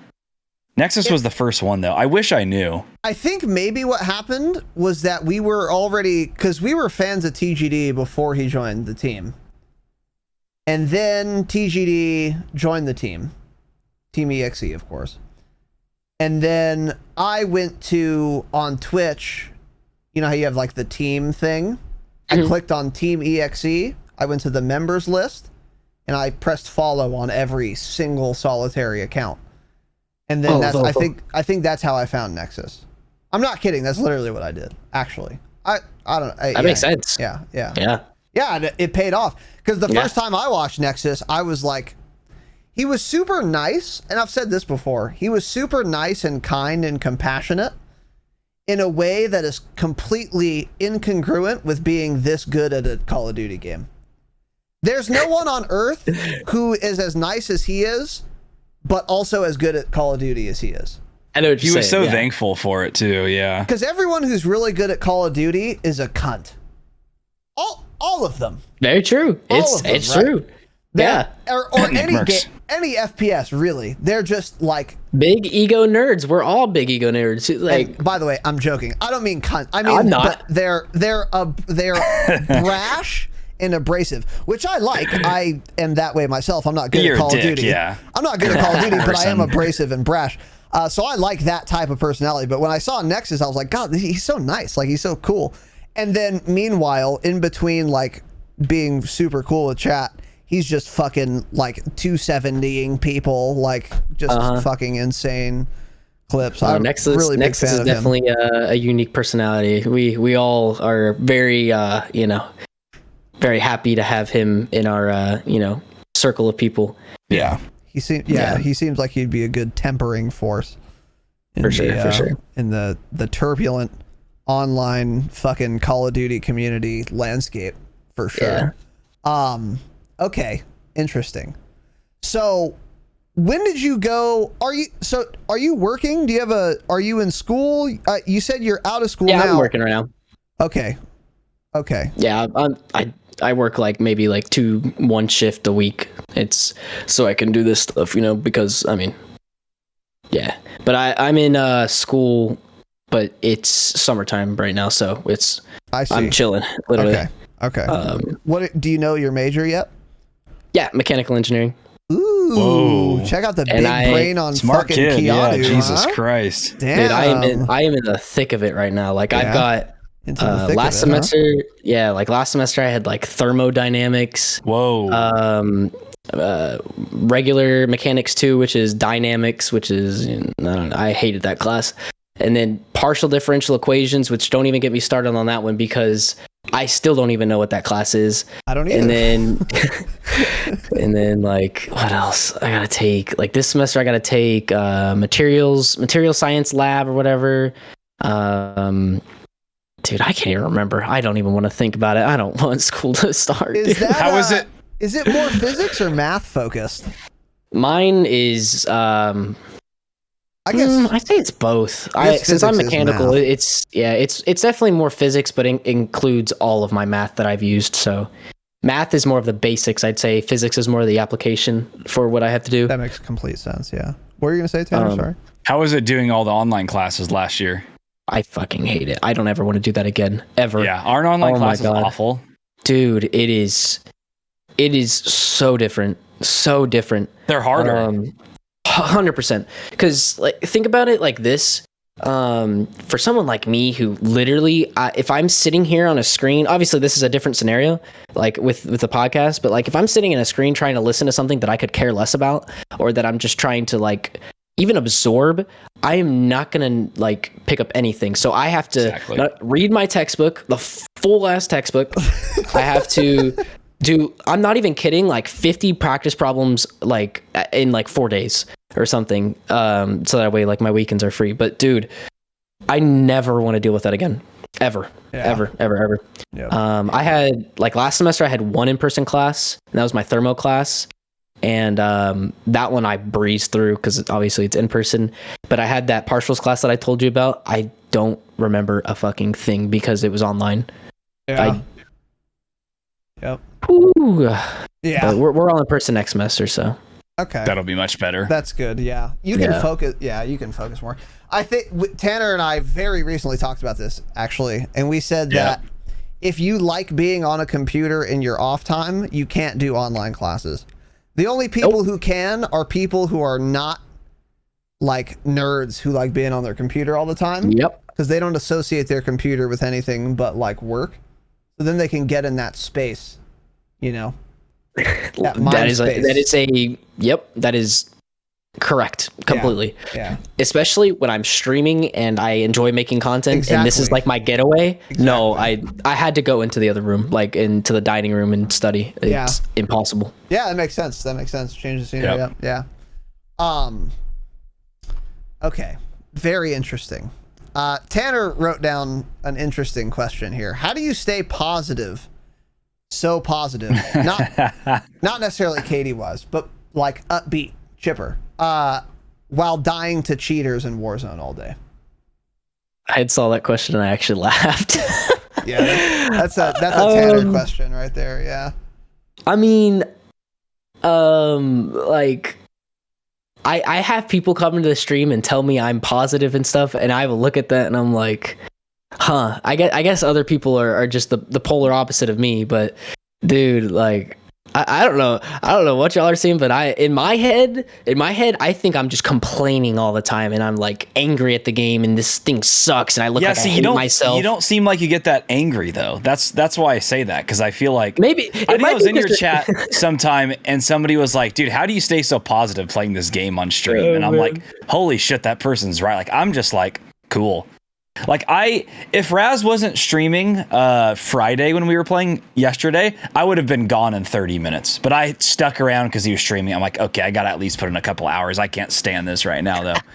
But it's like, dude, it's so hard. It really is hard. Especially with the game we play, for sure. Yeah, especially right now. Too. Yeah. Yeah. I mean, with MW, like, I don't think I ever really got into it unless it was something obviously ridiculous. But dude, Warzone brings it out in everybody, literally everybody. Oh my God. But I'm no Enders. I'm no Enders, and I'm no James. So Holy fuck. Those are such good examples. Enders is perpetually molding. Same actually. EXO, and it makes EXO me as laugh well. so hard, dude. I fucking love Enders. Mhm. I think Enders doesn't like me, by the way. I can't tell, No. but every time I'm in most his people chat, don't. he's Well, he's playing Battlefield 5. We played Yeah, about he's 10 probably hours always of it, mad. and we're I don't over know. it. If he's He's playing played very 2,000 bad, hours of it. Yeah. If he's playing Battlefield 5, it doesn't matter who you are. He's not gonna. He's not gonna like any comment. It's understandable. Yeah, you know? I was kidding. But I fucking love him. He's Yeah. so goddamn funny. One Dude, of the funniest people to watch. He is, dude. I was playing Battlefield 5 one time recently, and I got into a lobby, and I saw he was on the other team, and he was like 53-0, and I'm like, holy shit. I'm like, this guy's cracked. So I like opened his stream just to see what like he was saying. I'm like, oh, dude, he's... And you know, like I'm like, oh, this guy's just destroying the lobby. Everyone in chat was calling him a cheater. I'm like, this is funny. So I went by his stream, and he was still mad. I'm like, bro, you're 53-0. Holy shit. I was like, dude, relax. You're destroying our team. You're 53-0. But it was just so funny. Battlefield, especially that one, has some of the most just aggravating aspects in a game I think I've seen in a while. Like, especially when you see somebody like him play it. Like, I've played it, and it's just obviously not enjoyable. But when you have somebody like him that has to play it and also has to like stream it and make content on it, dude, I can only imagine, dude. I can only imagine. Yeah, because those kids in his chat don't get it. Like, they come in and they're like, dude, why are you streaming this game if you hate it so much? And it's like, bro, you're here because he's streaming that game. If he was streaming Minecraft, you wouldn't be here, right? Speak it out, man, dude. It's like shit like that. People don't get it. It's like, why are you, if you hate it so much, stop streaming. It's like, he literally can't. Totally. What is he supposed to do? If he wants viewers, he has to stream that game. Why don't you go change a game? Why don't you try this? Yeah. Like, dude, I hate that comment out of everything. Yeah, people don't understand that part. They don't. Yeah, totally agree. Yeah, because he's full time, so like he has to keep it up, and he has to keep the momentum for Battlefield 2042. Like, he can't just leave until the next Battlefield comes out, because he has to. Yeah, it would be throwing it away. Yeah, literally. Yeah, and exactly. Yeah, it would be fucked. So yeah, those kids are dumb, of course. I thought it was so funny. Go ahead. I was just saying, I thought it was so funny how when Cold War was coming out, all of them were excited, thinking it was going to be a good game. And I'm thinking the whole time, I was like, this Call of Duty's not going to be good, dude. And they played it for like 3 days, and he was like, holy shit, they made a worse video game than Battlefield 5. Yeah, I was like, I remember that, bro. And he just stopped playing it that quick. He was looking forward to it for so long. He's like, I can't wait for Cold War to come out, making them switch to COD. There can't be a worse video game than Battlefield 5, dude. And then Cold War released. Holy shit, dude! It was I remember so funny. Oh my god. What were you gonna say, Raidon? Do y'all know what his name is on Battlefield 4 now? By the way. No. It has to do with all the boomer style of game style in that game, right? His name is Big Billy 67. Big Billy 67. Oh my god! There is a bunch of boomers playing that. Yeah, people want to really role play in that game, but yeah, that's besides the point. It was funny though. I had to throw that in there. The Big Billy 67. The FPS LARPers definitely congregate in Battlefield and that other squad. That's where the boomer LARPers are. Squad and fucking Battlefield. Discord teams, everything. That's how Project Reality was, Casey. That Battlefield 2 mod.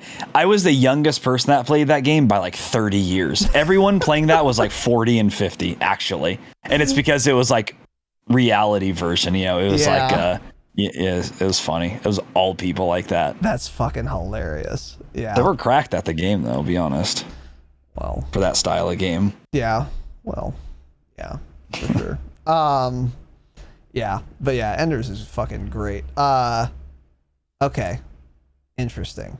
So, yeah, anyways, I don't know. I guess you don't think that you stay positive, but it certainly appears that way. It's not like which is a good thing. Because like Tanner, I think what Tanner's getting at is it's like, yeah, we obviously, we know you're complaining, like we hear that, but you're not like, you're not complaining like, you're not like super frustrated, I guess. Yeah. And that's something Tanner and I simply can't do. Because when we're frustrated, we're either screaming, ranting, or we're just silent. And then we're really mauled. Then I'm really fucking mad. If I'm just not saying anything, I've just resigned. I'm like... Yeah, no, we've all been there. We've all been there. Yeah. I think a recent thing that I've tried, because you have to with Warzone. Meditation. And well, I haven't tried that yet, but I might as well. I think we both might have to. Yeah. Is literally just like looking away, reading chat, and just acting like it didn't happen. Not even kidding. Because I've heard and I've like seen people talk about it. Brush it off. Like because we play such a frustrating game, right? If you don't do that, it'll just build up, and then all of a sudden you are not enjoying yourself. Obviously you're not going to enjoy yourself anyways, but dude, it gets to a point where you have to just shut your brain off at some points at looking at some things, because if you die to, say, like, for example, earlier you were talking about prison. Do you die to somebody up top of prison? You can't do anything. It's out of your control. Forget it. You know what I'm saying? Yeah. But dude, it's so difficult. Yeah. So difficult. Exactly. Oh my God. Yeah, that's impossible for me. But there are some monks out there, and we commend you. Real quick, I meant to say this before I forget. Have you ever heard of Harris Heller? Yeah. Okay. You follow him on YouTube? Great. I use his music. Oh, yeah. Okay, cool. Yeah. He has a YouTube channel. He talks about content creation all the time. I was going to say I recommend you following him, because what you said sounds a lot like what he says, which is totally true. You can't grow on Twitch. You have to grow elsewhere, bring them to your Twitch. And then there's another guy in that same vein, Devin Nash. I think I've probably seen him. Yeah. They collabed once. That's how I found him. Okay. I strongly recommend you subscribe to him on YouTube, because he's more Devin on Nash? Devin Nash. Yes, I'll type his name in chat right now. Cool. He is way more analytical. He gets into numbers a lot, and I would argue. Harris Heller's, they're both focused on both, but Devin Nash knows a lot about YouTube too. A lot about YouTube. So does Harris Heller, I guess. But Devin Nash, like, interviews people too. Like, he's interviewed Ludwig, who's like fucking huge on YouTube. Oh, wow, yeah. Yeah. So you can I watched the interview on YouTube. It's really good. And he learns a lot. So he's done interviews with a bunch of people though too. And he's learned a fuck ton. Man. So but he's also just like Numster said, just an analytics geek, and it's super fucking interesting information. I strongly encourage you. That is right up my alley too. So for sure, if you're an engineer, you'll love him. Yeah, actually, he's awesome. I love Devin Nash. So I would, yeah. So anyone, by the way, I've said this many times, if you're trying to fucking stream or make videos or whatever and make a career out of it, Alpha Gaming, Devin Nash on YouTube, subscribe to them both, watch all their videos. 100%. So anyways, let's get into mechanics. You're fucking nasty at this game. I'm gonna go By the way, if you need to leave at any time, Raidon, let us know. We can. I'm good. So Okay. hey. All right, good. I just wanted to give you that out there. Sounds good. Okay. You're fucking absurd at this video game. You and all of your comrades are fucking twisted, better than most people will ever even hope to be. How much of that do you think is a natural talent versus a learned talent? So, for example, I could train fucking boxing my entire life. LeBron James is still gonna fuck me in a boxing match with no training. With no training, he's gonna destroy me. Doesn't matter how long I train boxing in. Makes sense. Because he has more natural talent, right? And I'm curious on all the really good players that I get the privilege to speak to, what their opinion is on this. How much is an FPS like that? Like, how much of it is natural versus developed versus learned? Or I guess, again, natural versus learned or practiced. What are your thoughts on that? I'd say everybody obviously learns their aim, or how they go about it. But I think like the biggest thing for the best players, no matter what, like mechanically wise, is stability. Like if you look at like anybody in Team EXE or any of the people I play with, we really pride ourselves in like our stability. Like that doesn't include tracking. That doesn't include anything. It includes like, being comfortable with your aim, if you know what I mean. And by that, I mean like, you're not like shaky. You're not, what is it called? You're not saying I don't know what the words to use for it, but real quick, I just want to interject because I think I know what you're saying, but I'm not sure. One thing that is very interesting to me, we have a guy who makes TikToks for us. His name is Hash, Magnolia Road Film Co. Shout out to him. He gives us like 7 TikToks a week.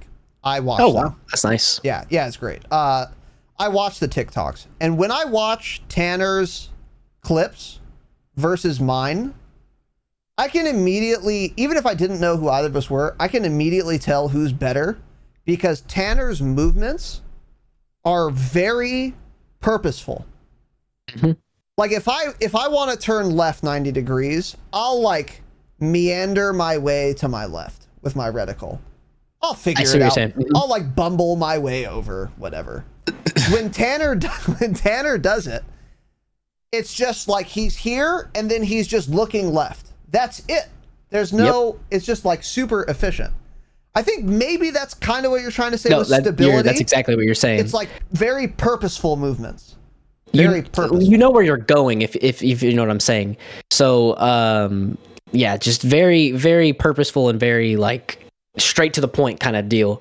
And I think that's a very common like aspect that you can see in a lot of these guys, right? Not including, you know, just the crazy stuff we do. Everybody is very comfortable in their aim, and that doesn't mean sensitivity, right? That doesn't mean like, because obviously muscle memory isn't really like a real thing. Obviously, you know, everything you do is muscle memory, but it's not like a big factor at all. This is like you being comfortable with like what you're doing, if you know what I mean. Yeah. Yeah, for sure. Yeah. But yeah, would you say that comfort though? Do you think that's a natural talent, or do you think like anyone can get there? I mean, there is always the thing of saying like, you know, if hard work beats talent, if talent doesn't work or whatever. But I think for that case, yeah, exactly. I think for that case, I'd say it's got to be in the middle. It's got to be in the middle, or else everybody would have it. But I'd say it might be a little bit more towards maybe the talent side, I'd say. Obviously you can train your stability 100%. I mean, everything takes time no matter what. I mean, there's people that work hard for everything. I mean, I literally saw a video on Twitter the other day of a guy with insane ball movements in basketball with one arm, you know, like, holy shit. You know what I'm saying? Yeah. Like just cause you're at a disadvantage because of that doesn't mean you can't get to that. But I definitely think like if you were to get like a pool of like maybe 20 people, you would definitely see a difference in the stabilities, right? Even without ever touching a keyboard and mouse. That's my thought on it. Because that's a big thing I look for, especially with like you know, wanting to pick up people, is like, do they feel confident in their aim, and like, are they not just forcing the flicks, forcing the tracking, forcing all of this? You know what I'm saying? Yeah, totally. And you can tell, I think. Totally. I think you can tell. Yeah. 100%. Yeah. And you'd be a better judge of that than I would. But even I feel like I can sort of tell. Like there are people who, I think even during your recruitment challenge, honestly, you would see applicants who are like trying to get flicks, and they'll send a video of their like highlight reel. So this is like a flick they consider that they got, and you watch it and you're like, I don't know what it is. I think if I like really sat down and analyzed, maybe I'd be able to figure it out. But you can actually tell, like, this isn't 100%. What this guy does. Like he got just he threw his arm 100 times and got it once, and then up and then clipped it. Like versus, you know, like you, like actual team members, like you, fucking MP, TGD, whatever.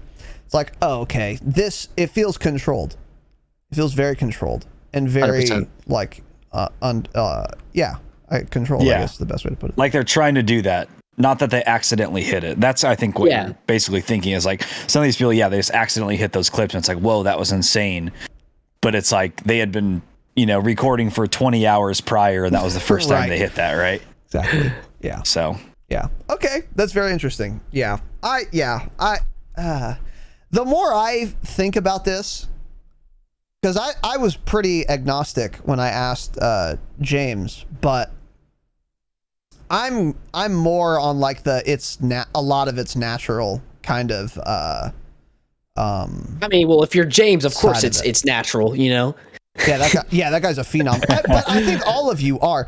Like, I don't think anyone who is naturally super gifted at a skill is very gifted on day one. So, for example, fucking 100%. LeBron James wasn't a great basketball player his first day playing basketball, but his ceiling, his potential was way higher than mine on day one.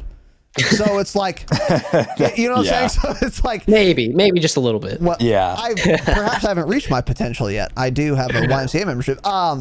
It's like on day one, maybe, you know, whatever. It's like somewhat even. I mean, it's not because he's 8 feet tall at 6, but then the capacity to grow is I think it's mostly natural. Totally. You know, I've been playing for like 2 years now. I don't think I'm ever going to get much better than I'm at now. I don't think I've hit my like ceiling, but I'm probably fairly close, and that's nowhere near as good as like any I disagree, of the but Team EXE guys. You know, that's interesting. I know what you're saying. Yeah. You're too old. Reaction time's another thing too, for sure. But like, I again, all of this is to say, I think a lot of it is actually kind of natural. Again, in the same way that being, you know, a really good baseball pitcher or swimmer is natural. Like there was this Michael Phelps documentary about how he was like literally born to swim. He has a genetic mutation that gave him gills. He's got like webbed feet. He doesn't have gills. That was a joke. He's got like webbed feet. Really? Like more webbed than us. Yeah. Because we all have like, you know, like skin like right here, but his are That's like actually interesting. His are like pronounced. His lung capacity is way bigger for his size than it is for an average adult male his size. His limbs and his hands are fucking huge. So they're like fucking oars. His limbs are way just longer. Made out for that then. Yeah, that's what crazy. it seems like. Exactly. Yeah. And then he's also an Olympic gold medalist swimmer. And it's like, okay, like, you know, did everyone at the Olympics not work as hard as him? I kind of doubt it.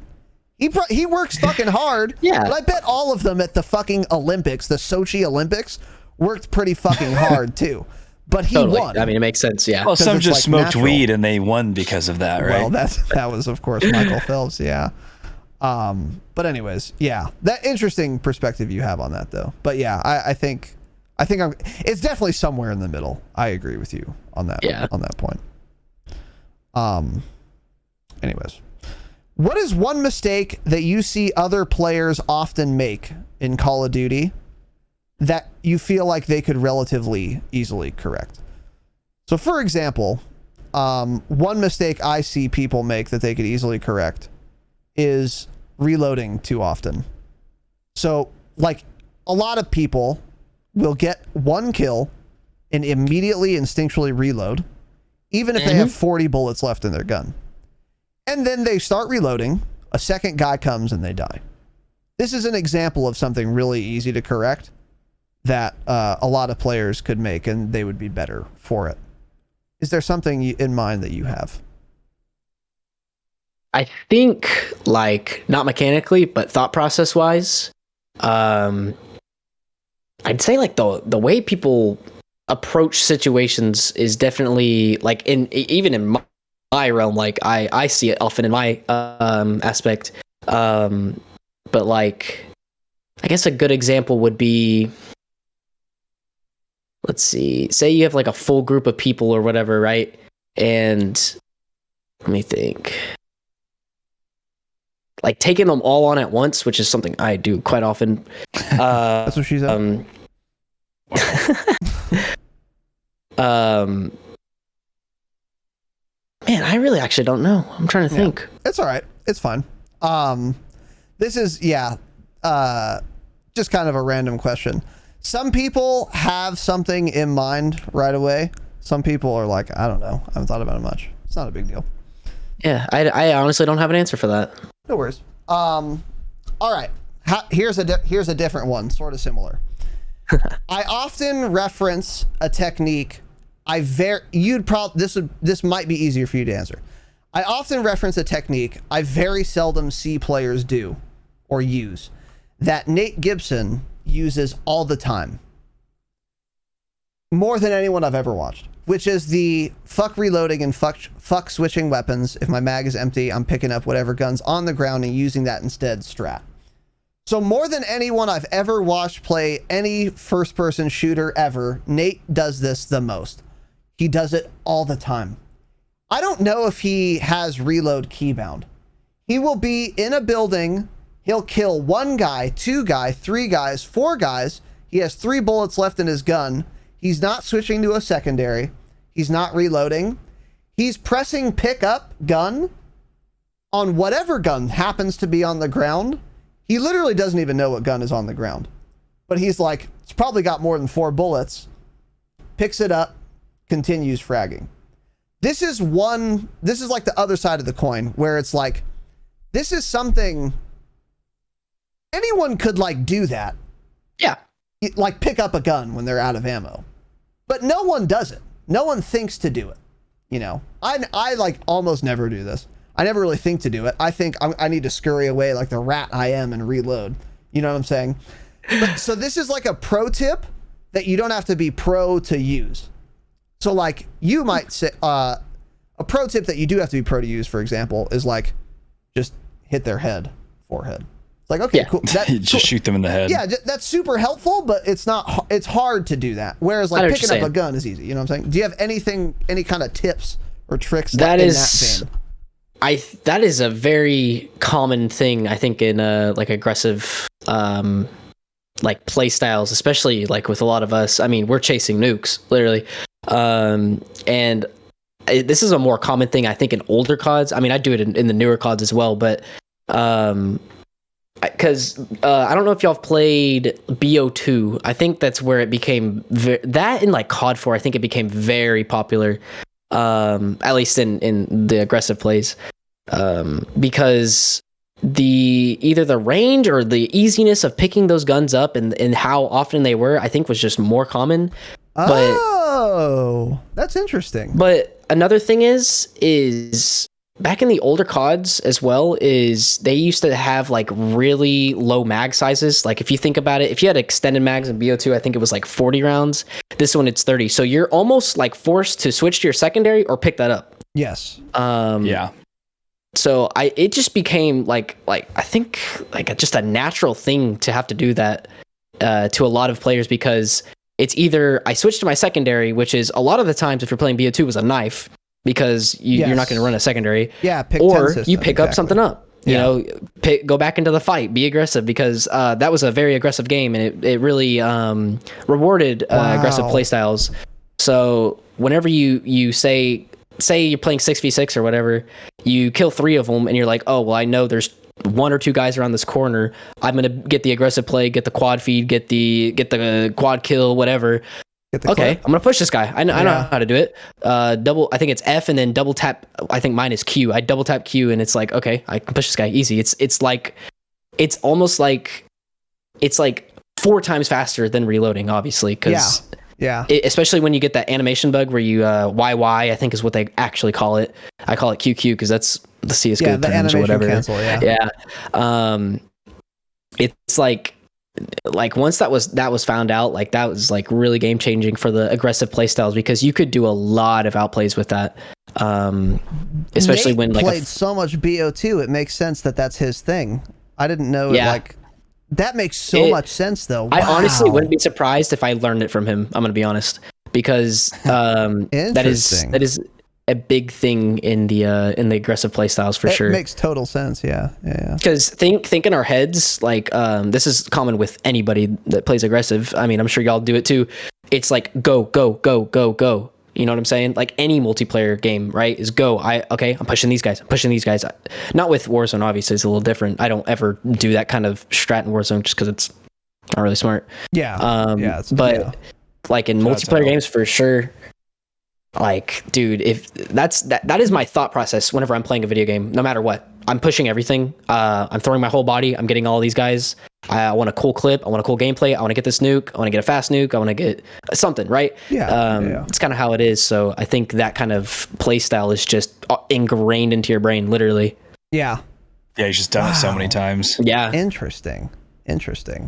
Are there any other little tips like that you only see players that are super aggro like you utilize that the peasants don't?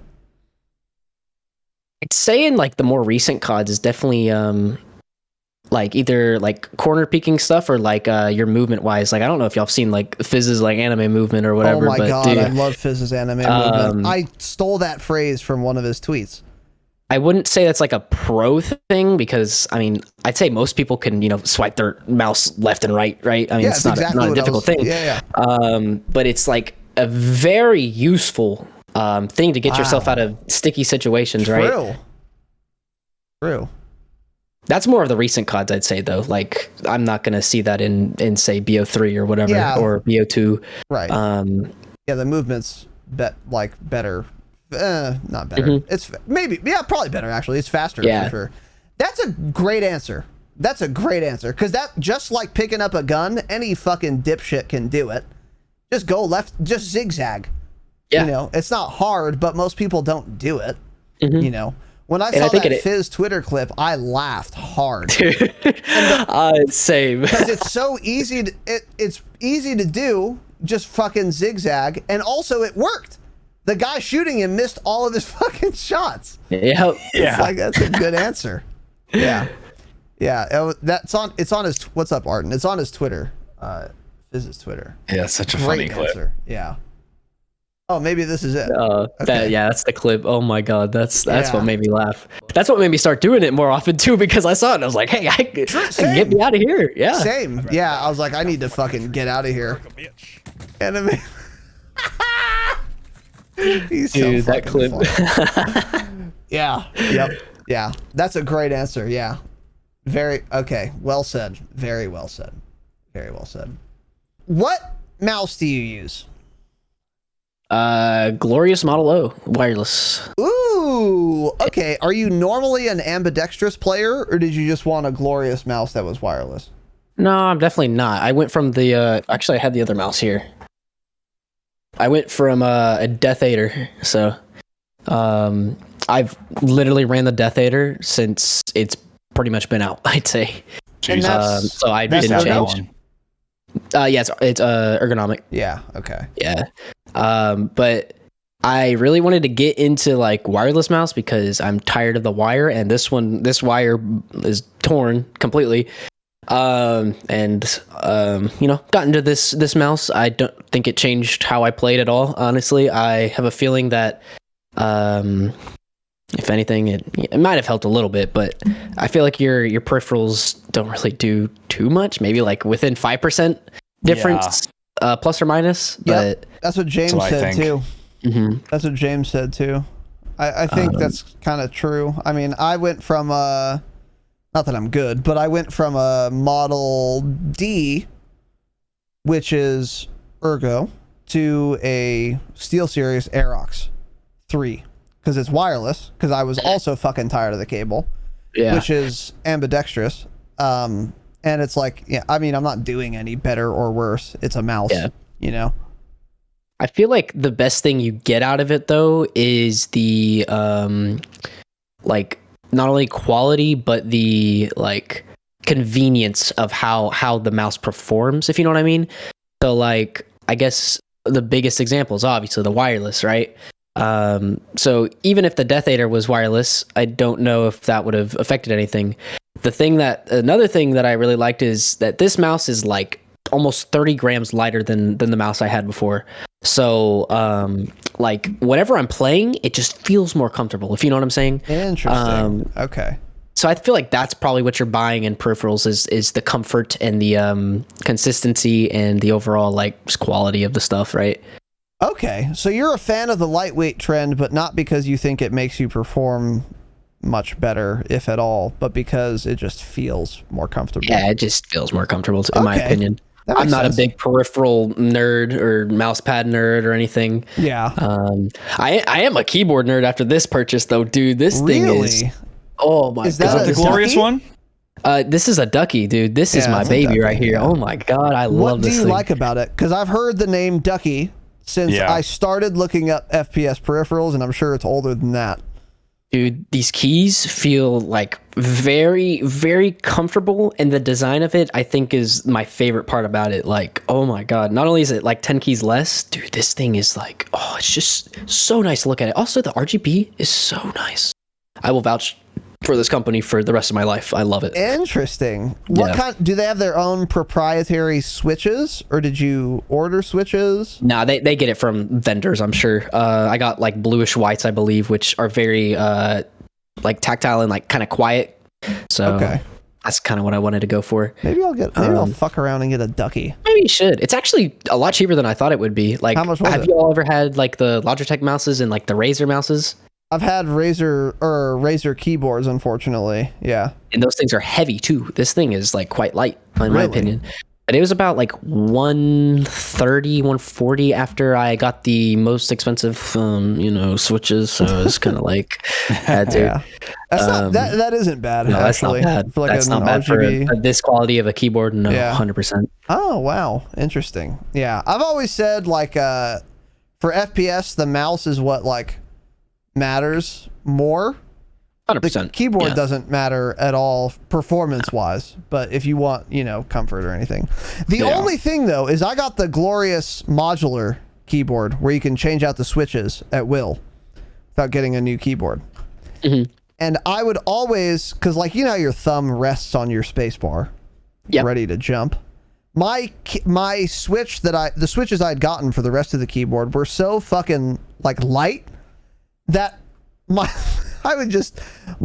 the weight of my thumb would just actuate. Like Really? Yeah. Not quite, but it was super light. So like if I Well, the fact that it was like that, yeah. Exactly, yeah. So if I put any pressure, I would jump, and that would get me killed all the time. So I was like, all right, cool. I bought a little pack of switches where it's fucking impossible. You have to punch it to actuate Yeah, it. literally. And I put it on only my spacebar, and it's been so cool. I've been a big fan of that. But See, I feel like otherwise, keyboards like That's that is helpful, but I feel like you could still probably get away with a Dell keyboard, in my opinion. Yeah, 100%. if you had to, I totally agree. Yeah. If you're on a budget, Yeah. go yeah. all out on a mouse pad or a mouse, and you're all good. I'd say. Yeah, how about mouse pads? Do you think those are in line with performance? Because MP Control Ward is a gear nerd, as you probably know. Or at least he comes off as one. He was telling me to buy this fucking Chode mouse. What is that fucking mouse? I know what you're talking about. Things like this big. Oh my god! I Like almost 6 fucking grams? Stupid unfollowed looking. him. How dare he couldn't. link this? I can't. Yeah. It was Piece of shit. So fuck Max. Yeah, it was crazy to look at. But he's always talking about like, oh yeah, but really you shouldn't get this. It depends on your mouse pad. If it has 55 nanogram newtons of resistance, then you need this kind of mouse feet. It's like, okay, what are we doing? How do you feel about mouse pads? I mean, a good player is going to play good on any mouse pad. I'm gonna be honest. I will say though, it goes along with what I said earlier. It's definitely nice to have a nice mouse pad. Like one mouse pad I haven't dabbled in yet is the Artisan Hein, which people have claimed it Everyone is is the tweeting about glory that of fucking God thing. mouse Yeah. pad, right? I Which is refuse cool. to believe that it's a mouse pad. I mean, think.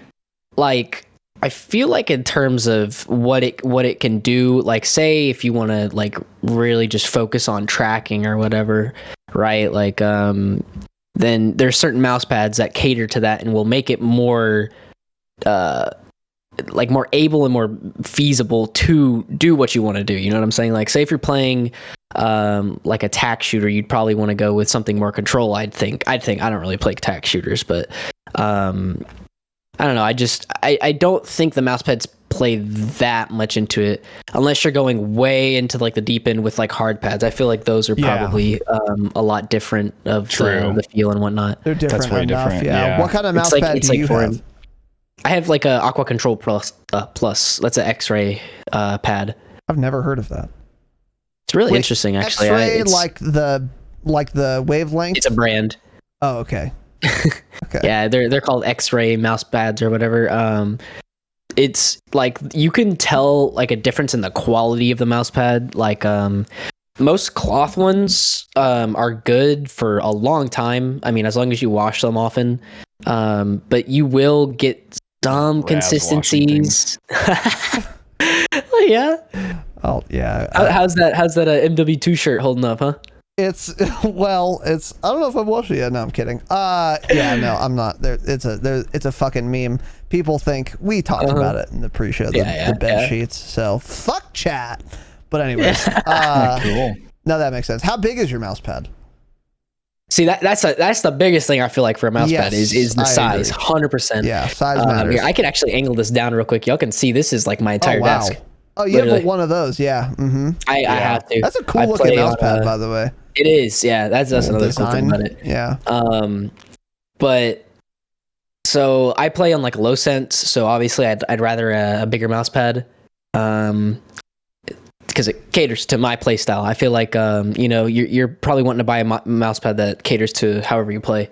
But man, this is definitely the highest quality I've played on.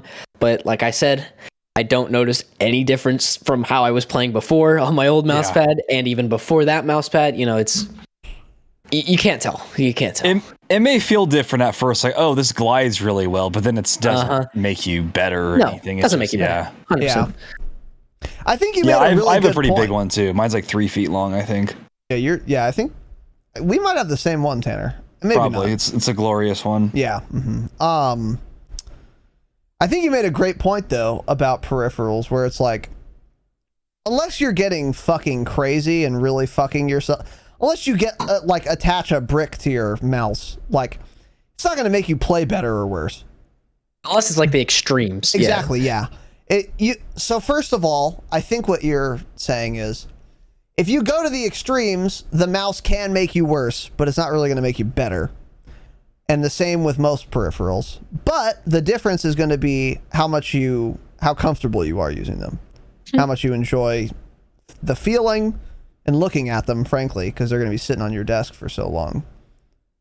And I think that makes sense. I think that's a good answer. Totally. Yeah. Because I went with like a lighter color theme. Obviously, I got a white keyboard, white mouse, and then like a black and white mouse pad. So I went with more of a theme than it was, performance wise. Yeah, min-maxing. Even though they're all great quality stuff, but it's like, you can't really like just completely improve yourself with your peripherals. Yeah, that's my opinion on it. I agree. I think that's of course true. Okay. Last question. Rank these 3 modes and how much you enjoy them, from most to least. Multiplayer, Verdansk, Rebirth Island, Resurgence. At the moment, I'm obviously putting Rebirth at the top. Okay. That's like, I think that is probably the best game mode they could have came out with in the last, I don't even know. You've got the high time to kill, which I love. You've got the aggressive playstyle, and you've got a little bit of BR and like insane clip-wise stuff, right? Lots of unique type of things you can do with it, because you get everything out of Verdansk that you can get into in a form of like multiplayer. You know what I'm saying? Dude, I will rep Rebirth for quite a while, no matter what, even if it goes to complete shit. Verdansk is obviously at the bottom, so I'm gonna put multiplayer in the middle. Verdansk is in its own category, I'd say, in terms of in game modes that I have gone into and really enjoyed.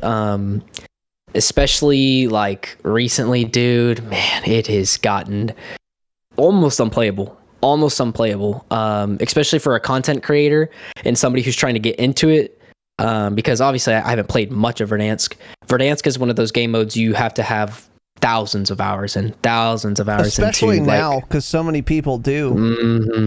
Literally, so many people know every jump spot. They know every crate, they know every buy, literally every recon pull. And and it's just like to somebody who's trying to get into it for content, no matter how good I feel about my aim or how good I feel about how I can take a play or whatever, it literally does not matter, especially when the other team, no matter how good they are or whatever, I will most likely lose. You know what I'm saying? Obviously I'll win the gunfights that are always in my favor. I mean, yeah, fair. Or whenever it's a 1v1, most of the time, I'll win the gunfight, but Verdansk is very, I'd say, unique, especially now with how people go about it, people play it, how I play it. And then obviously multiplayer is just already ingrained in my brain. So yeah. I already know, no matter what COD I play, I will know how to play it. You know what I'm saying? Yes, same thing with absolutely. Literally anybody that's played multiplayer, they will know how to play a COD multiplayer. Yeah. But that's also why I like Rebirth more than that right now. That's why I've like completely dropped multiplayer, not only because it's dying, but it's something new as well. And as a content creator, you're always looking for something new. Obviously, you don't want to play a dead game. You'd rather play something that's growing and has constant content coming out, no matter what. I'm not going to sit there and play MW. But yeah, that's my list is right there. Like Rebirth, multiplayer, Verdansk. But however, I am still playing Verdansk because I have to get content and I have to change things up. I have to, it's a sad truth about content creation. No matter what, you have to bite the bullet sometimes, sadly. Yep. I mean, you've seen it with Nate Gibson. He's literally going back to everything. He's playing Battlefield 4. He's going back. He went to BO4 today, I think, is what he uploaded. He put out a BO4 YouTube video today. I watched it. Yeah. You got to figure out something. If Warzone isn't working out, because I remember him saying something like Warzone isn't working out for him, then you know what? Change it up. Go find something. Like same thing for me. Modern Warfare wasn't working out. I wasn't enjoying myself on it. Changed it up. Went to Rebirth. Working out well. Even if I'm not enjoying it as much as I was on MW. Yeah. Mm-hmm. Yeah. Are you looking forward to COD 2021, or do you not really care about multiplayer anymore? Did Cold War kind of ruin that experience for you? I am not optimistic at all. The one thing that is going for it is on the MW engine, which is a huge dub for that company to be doing that, because it's a new engine. I don't know why they were using the BO4 engine in the first place in Cold War, because it doesn't fit. It doesn't fit with if you look at even just the graphics, bare minimum, going from that to MW 2019, huge difference in gunplay. It's almost like MW 2019 doesn't even look like a COD, but now it looks like more like a COD than the other CODs look like a COD, if you know what I'm saying. Yeah, I'm not optimistic at all. Yeah. Like, really. Are you pessimistic about the COD 2021 multiplayer, Warzone, or both? Warzone, I'm actually optimistic about, because I'm sure they learned their mistakes from what they did with Cold War, dropping in, with the DMR and the MAC 10. Nobody wants to go through that again. Yes, nobody. Agreed. Like that will kill the game. That will, if they do that again, I can guarantee you nobody's gonna play Warzone. I'm gonna be honest. Obviously it's free to play, but if say at that same time Battlefield is starting to come out with that stuff, and I'm sure they will. They will blow them out of the water, I'm sure. I mean, not to say I haven't played that yet, but you know what I'm saying? Yeah. But dude, the multiplayer, the thing I'm most concerned about, and they did this in Cold War, it's not really the engine base, but it's the content they put out. I don't want to play a game where it's four basic maps and 2 of them I've already played. You know what I'm saying? That was the fucking worst part of it. I'm not kidding. I don't think a Call of Duty released with as few maps as Cold War did, probably since COD 3. Actually. Yep. I would love to see, someone can find out if that's true, but dude, there were so few maps when Cold War came out. It was crazy. 100%. Just insane. And it's going to be even worse for COD 2021. Yeah. I think that would honestly be the case, because they've had little amount of time on working on this one, just as they had with Cold War. Yep. I will say there is one thing that I'm actually curious about, and I want to see how it turns out. And I don't know if it's true, but it's a leak where obviously it's World War II, right? I believe. But I've started to see leaks Supposedly. and comments saying that it's a alternative universe kind of World War II. So if that's the case, right, that changes almost everything, because they can be as creative as they want and like do anything they want. They don't have to be accurate. They don't have to do any of this. Dude, that if they do that and that is the case, I honestly, dude, my mood would change drastically. You know what I'm saying? Because not because I don't like World War II, but because I know that they could come up with so many different things if it's their own story, no matter if the audience likes it or not. You know what I'm saying? Dude, like Yeah, that would true. totally Yeah. change it up. So Totally change it up. there was a leak that this was going to be like an alternate timeline of World War II where like Germany won or whatever. And then every other leaker in the community was like, no, that's not real. But now there are rumors that maybe it is going to be an alternate timeline after all. So not sure on that one, but yeah, I'm not it's sure if looking anything, more to be like it honest. won't be than it will be. But yeah. I agree though. When we had first thought it was going to be alternate reality or whatever, we were excited too, because then that opens up the possibilities. Because like Totally. if it's an actual relatively historically accurate World War II game, you're going to have Thompsons, Garans, Mosins, cars. Things Okay. we've already seen 400 times. Exactly, yeah. Literally. But if it's like an alternate timeline Exactly. one, you could have fucking, you know, whatever, jetpacks, laser beams, levitation, telekinesis, whatever you want, actually. And that would be more, again, like you just said, it would have more developer freedom, so you really do some cool things if you wanted to. Very, yeah. It, yeah, but it we don't definitely know opens up which the it will be. creativity for sure. Yeah, for sure. Wolfenstein is that way, right? It is, actually. Yeah. That's also why I'm interested, because I like that kind of thing. It's cool. Ooh. Yeah. Yeah. I never really played that game. It always looked a little odd to me. I heard it It was was pretty popular. really It is. good. It is very odd. It is very good storyline, though. I heard it was really playing it, good, it's but I've nice, never too. played it. Yeah. Yeah. I've been playing Divinity Original Sins 2. Probably the best RPG I've ever played. And I'm saying that as a giant RPG fan, by the way. Dude, it is fucking nuts. Someone in my Discord, joined the fucking Discord, recommended it to me. Snob. Shout out to Snob, dude. Holy shit, this game is good. It's crazy. What's the game called again? Divinity Original Sins 2. Cringe. Awful name. The game is the most detailed, like complex combat system, limitless interactions. It's so fucking good. And it came out in like 2018, so it's not like super old or anything.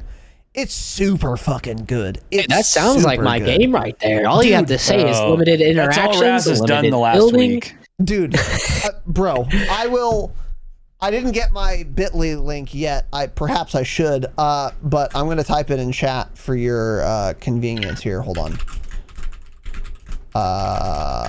It's on Steam, and I believe it might be on sale right now. There it is. Divinity Original Sins 2 Definitive Edition. Cringe name. Holy, Steam sale. it's the worst name I've ever heard. Maybe that's why I never played it, but it's such a fucking fun game, dude. It's so goddamn 10 out of good. 10 on Steam. Wow. Dude, it's fucking outrageously fun. So deep. It's deep, dude. It's fucking deep, dude. I'm not kidding. I don't know how I hadn't heard of it before, because I'm a giant RPG fan. I always Yeah, have I've never been. heard of it either, and I am as well. So Yeah, that's and like, I hadn't heard of it either. Yeah, so you're not unique in that. I don't know. It's from Larian Studios. Never heard of them either. Same. I was in the same boat. But it's like, yeah, it's everyone who's played it rates it like a 10 out of 10. And I'm with them. It's fucking out. It's absurd how fun that game is. So yeah, you would like it actually, Raidon, quite a bit. Yeah, I'll try it out for sure. Pretty steep learning curve at first, but once you're into it, it's fucking awesome. As long as it's not Portals, dude, I'm cool with that. No portals, no. Yeah, it's great. But anyways, yeah, I on the topic of COD 2021, I would say I'm more pessimistic than you. Even if it is the alternate timeline landscape, it would still be a game that had less development time than most CODs, and it would have been developed during COVID. Yeah. Yep. Which Fully in COVID as well. Exactly, which is Code Monkeys working from home, just beating off and ordering DoorDash, as Tanner put it once upon a time. Which is true, by the way. Which is totally true. Meat beaters. Yeah. So even if the environment is replete with potential, none of it would be recognized or fulfilled in my view. But maybe I'll be wrong. I have absolutely no faith that COD 2021 can be good. However, I agree. Like you, with Warzone, I'm very optimistic. Because I think just like you said, they will have learned their lesson with the Cold War integration. I will say one unique thing that comes about this, though, is like our mentality towards it. So think about Cold War. Our hype was literally up here because not only was it like the way they did MW 2019, right, where they brought in, what was it, like the OG kind of stuff where it's the OG feeling, where Woods is in there, all that kind of stuff, the storyline. Right, everybody loves the Cold War era. Built it up, and then you hear rumors like, oh, time to kill's like this, gunplay's gonna be like this, maps are like this. We're like, oh my god, this is gonna be amazing, I can't wait. Get to play the game. Obviously, Enders is a great example of how it turned out. And then wherever it's flipped this way, right? We are not looking forward to this next COD, so it could be it could be above our standards and be like, okay, it's not actually a bad game. That's fair. Potentially. Our expectations could be so fucking low that we're surprised that it didn't meet or fall short of them. That's fair. Yeah, because mine are at the bottom of the barrel at the moment. Yeah, it can't be worse than I'm expecting. That's a great literally, point. Yeah, that's true. That's a great point. Yeah. I'm literally... Go ahead. Well, I had very low expectations for Cold War, actually. That's why I was shocked that people like Enders were like excited, but it's because they don't. Tanner was right. I was excited too. They're not into like the battle or into the Call of Duty scene, so they don't understand. Just like me, I go and play BF5, and for the most part, I'm like, this game's pretty fun, but I haven't put 3,000 hours into it, right? So that's why I don't understand it. So I feel like it's the same thing for people like that. It's like, oh, this is going to be a good game. It's like, it's not. Like very early leaks, I thought like, okay, it was sounding pretty good. Like, okay, longer time to kill than Modern Warfare, stuff like that. And then it started coming out and it's like, cool, we have 6 maps. 4 of them are for 6v6 and 2 of them are for, a larger scale game mode. And then it just kept going downhill. I literally couldn't play more than 10 minutes during the beta without my game crashing. I've never seen Tanner more mad. I've never seen him more mad. Yeah. Oh, and then even on launch, I was getting dev errors the first couple weeks of the game. That's, I think, honestly, what ruined my experience in Cold War is during the beta in the first few weeks when you're most excited to play the game, and not being able to play it just kills it entirely for you. Completely. Yeah. My friends and I can attest to that, dude. We had that same experience. Launch. Everybody had that, dude. Tanner had to literally update his Windows operating system. And I was still getting it after. It wasn't as often, but it was still... Yeah, it was a mess. Yeah. So, all right, Tanner. Anything else you would like to ask our very gracious, generous guest, Raidon? Raidon, did you play Red Dead Redemption 2? I did. I never beat it though. I really enjoyed it, but the time I played it was around the time I was starting the content. Well, stuff, finish it. I got to now. That's an RPG that I really enjoy too. Well, it's all rootin' tootin' cowboy ever made, but yeah. Hey, you're a Texan. That's all you. Yeah, that's right. Yeah, true. You're probably good at it, dude. Just riding horses, some practice shooting shotguns. In real life too, you know how to do it. Yeah. Oh, an expert horse rider. Yeah. I didn't get past the prologue, frankly. No, really? Yeah. I don't know. You didn't like that kind of game? I don't know. Something about it it didn't grab me. So I think crazy. I think if I if I got into it more, I think I could, but I don't like the Western setting either. It's not for me. That's so weird. It's such a good setting for a single player game. It is. I agree. It's a great setting for a single player RPG. I totally agree with that. It's the perfect setting, really. The Wild West. Like, yeah, it can't get better for like a sandbox RPG like that. True. Alligators? Bears? Well, come on. I think it was like historically accurate in most cases as well, wasn't it? Yeah, I think it was. Yeah. I can't remember exactly, but it was something to do with the railroad system was like becoming really big at that time. Yeah, and whatnot. it was. Yeah. But dude, yeah, now that you got me thinking, I'm literally gonna go install that 150 gigabyte game again. So It's the best single player storyline in every game of all time. DOS 2 is the best RPG of all time, however. So, by the way, dude, I haven't said that about a game since Knights of the Old Republic 1. So it Cringe, takes a lot. which was an awful game. Cap.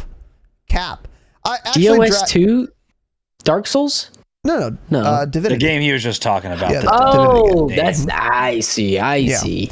And I just started playing it. Like, I only have probably, I don't know, 30, 40 hours in it. Maybe more.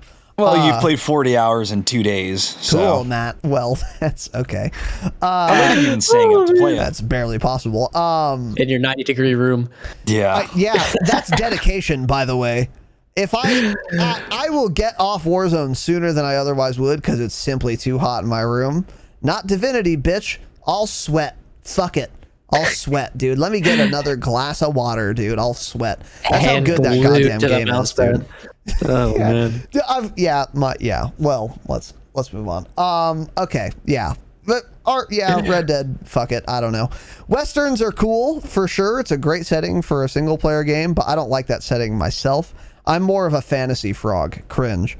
But I like super cringe. I like magic. I like dragons. I like fucking, Oh, you like dragons? spells, all that shit. What Raidon? Dragon these nuts? Is that Boy. You're such a Oh no, zoomer. I was just curious if you like dragons. Dude. That's it. Okay, dude. Okay, dude. Did you ever play Dragon Age? I did not. Oh, come on, dude. Dragon Age Origins is another good one. But I think these are kind of not as much up your alley because you were saying like Fallout, Wolfenstein, Borderlands. You can shoot a gun in these. Red Dead, I feel like would be more up your alley. But anyways, Tanner, was there anything else you wanted to ask our guest? No, Our I think that's esteemed it. Guest. Okay. Raidon, is there anything else you would like to discuss this evening? What temperature is it in your room now? That's a great question. Oh, temp check? Like what is it? What is it at? I guess it's Let's get a 10, guess. 10 p.m. It's 10 p.m., so let's get a guess. I'd say 89.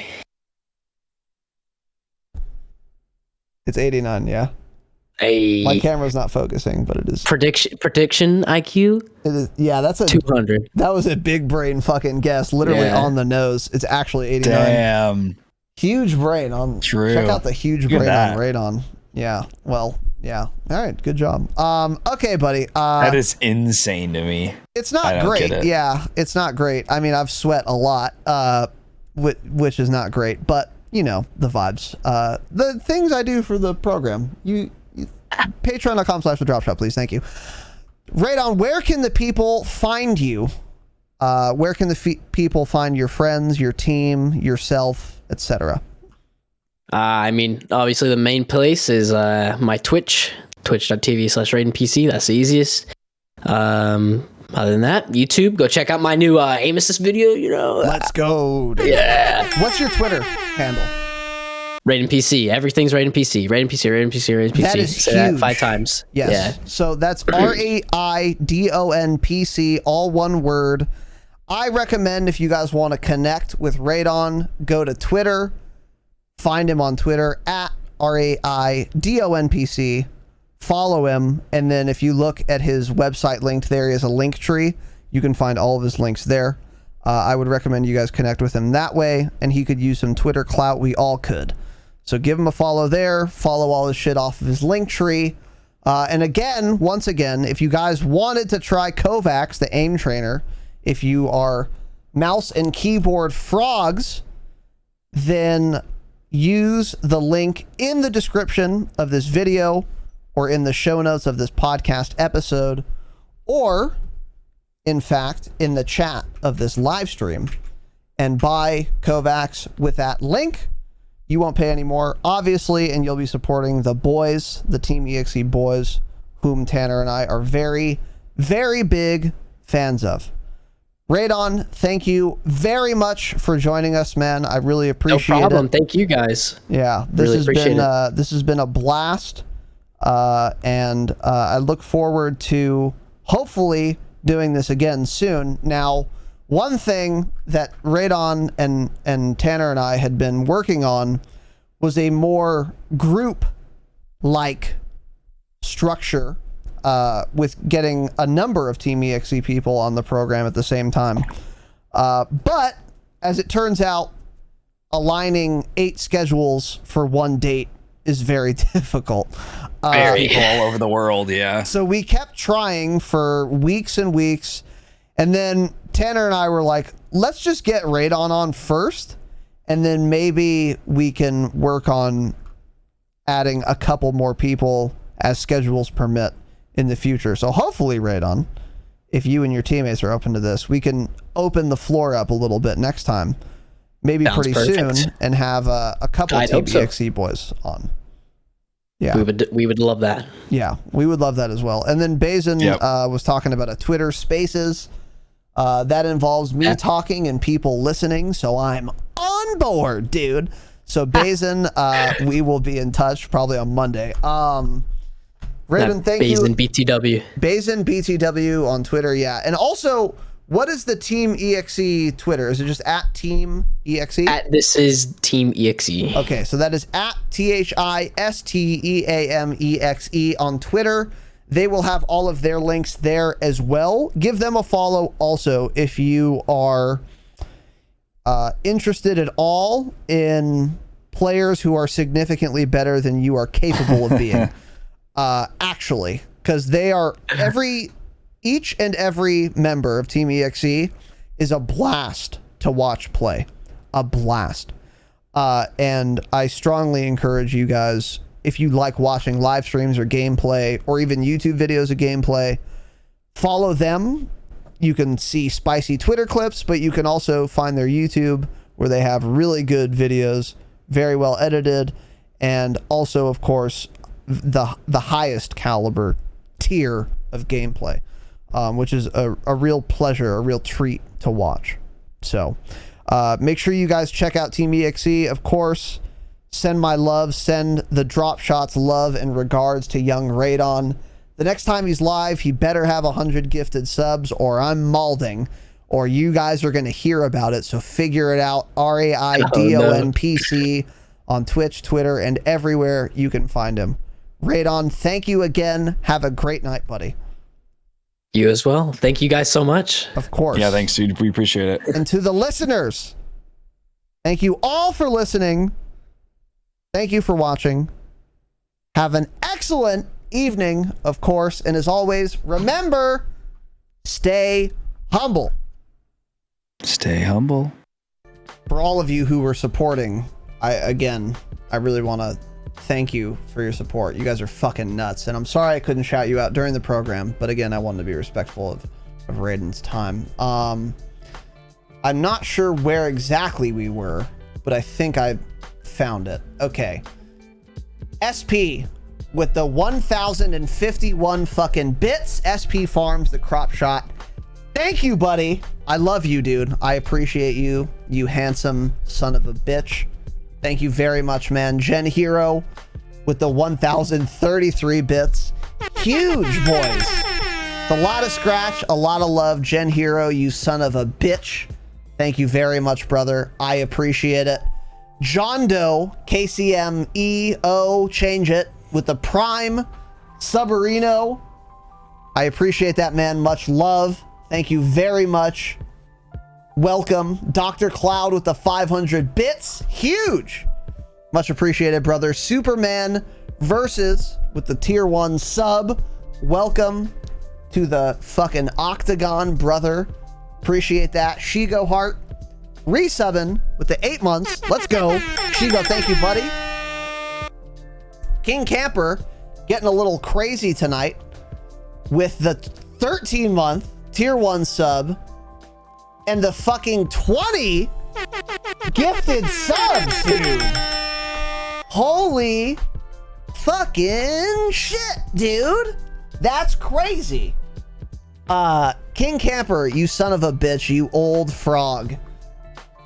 Thank you very much for the support, man. I really appreciate it. That's a lot of scratch. It's a lot of support and much love, man. Much appreciation. Raidon, take it easy, man. Thanks for bearing with us so late, brother. I really appreciate you, dude. It was a blast having you, and hopefully we can do it again soon. Much love, man. Everyone who's here live, go give my man's Raidon a follow, please. Thank you. It is linked in the chat. Thank you again, buddy. And King Camper as well. Thank you very much again. M Saudi with the fucking resub. 2 months. Welcome aboard, King. I appreciate it. Drunk Tater getting aggressive as well with the fucking 10 gifted subs. A lot of 10 bombers today. Jesus H. Christ. I appreciate it very much, dude. Drunk Tater, welcome back. Thank you very much, man. Love you. Appreciate you. Junk Pup. Change it. With the 6 months at tier 1. Huge. Welcome back, buddy. Half a year. Appreciate that. And he's also getting aggressive with the fucking 10. Gifted. Submarinos. Jesus H. Christ. Junk Pup. Welcome back, dude. Thank you very much. I don't know what your name used to be, but it definitely wasn't Junk Pup. Because you've been subbed for 6 months, and I simply don't recognize that name. So who are you, right? Number one. But also, hey, thanks. Thanks for the 10 gifted, man. For real, I really appreciate it. And for the fucking 6 months. Welcome back, King. Whatever the fuck your name is, dude. Also, last but certainly not least, Glocky TTV with the fucking resub. 8 months. Let's go, dude. Glocky, welcome back, buddy. Thank you very much for the 8 fucking months, dude. Much appreciated. Much appreciated.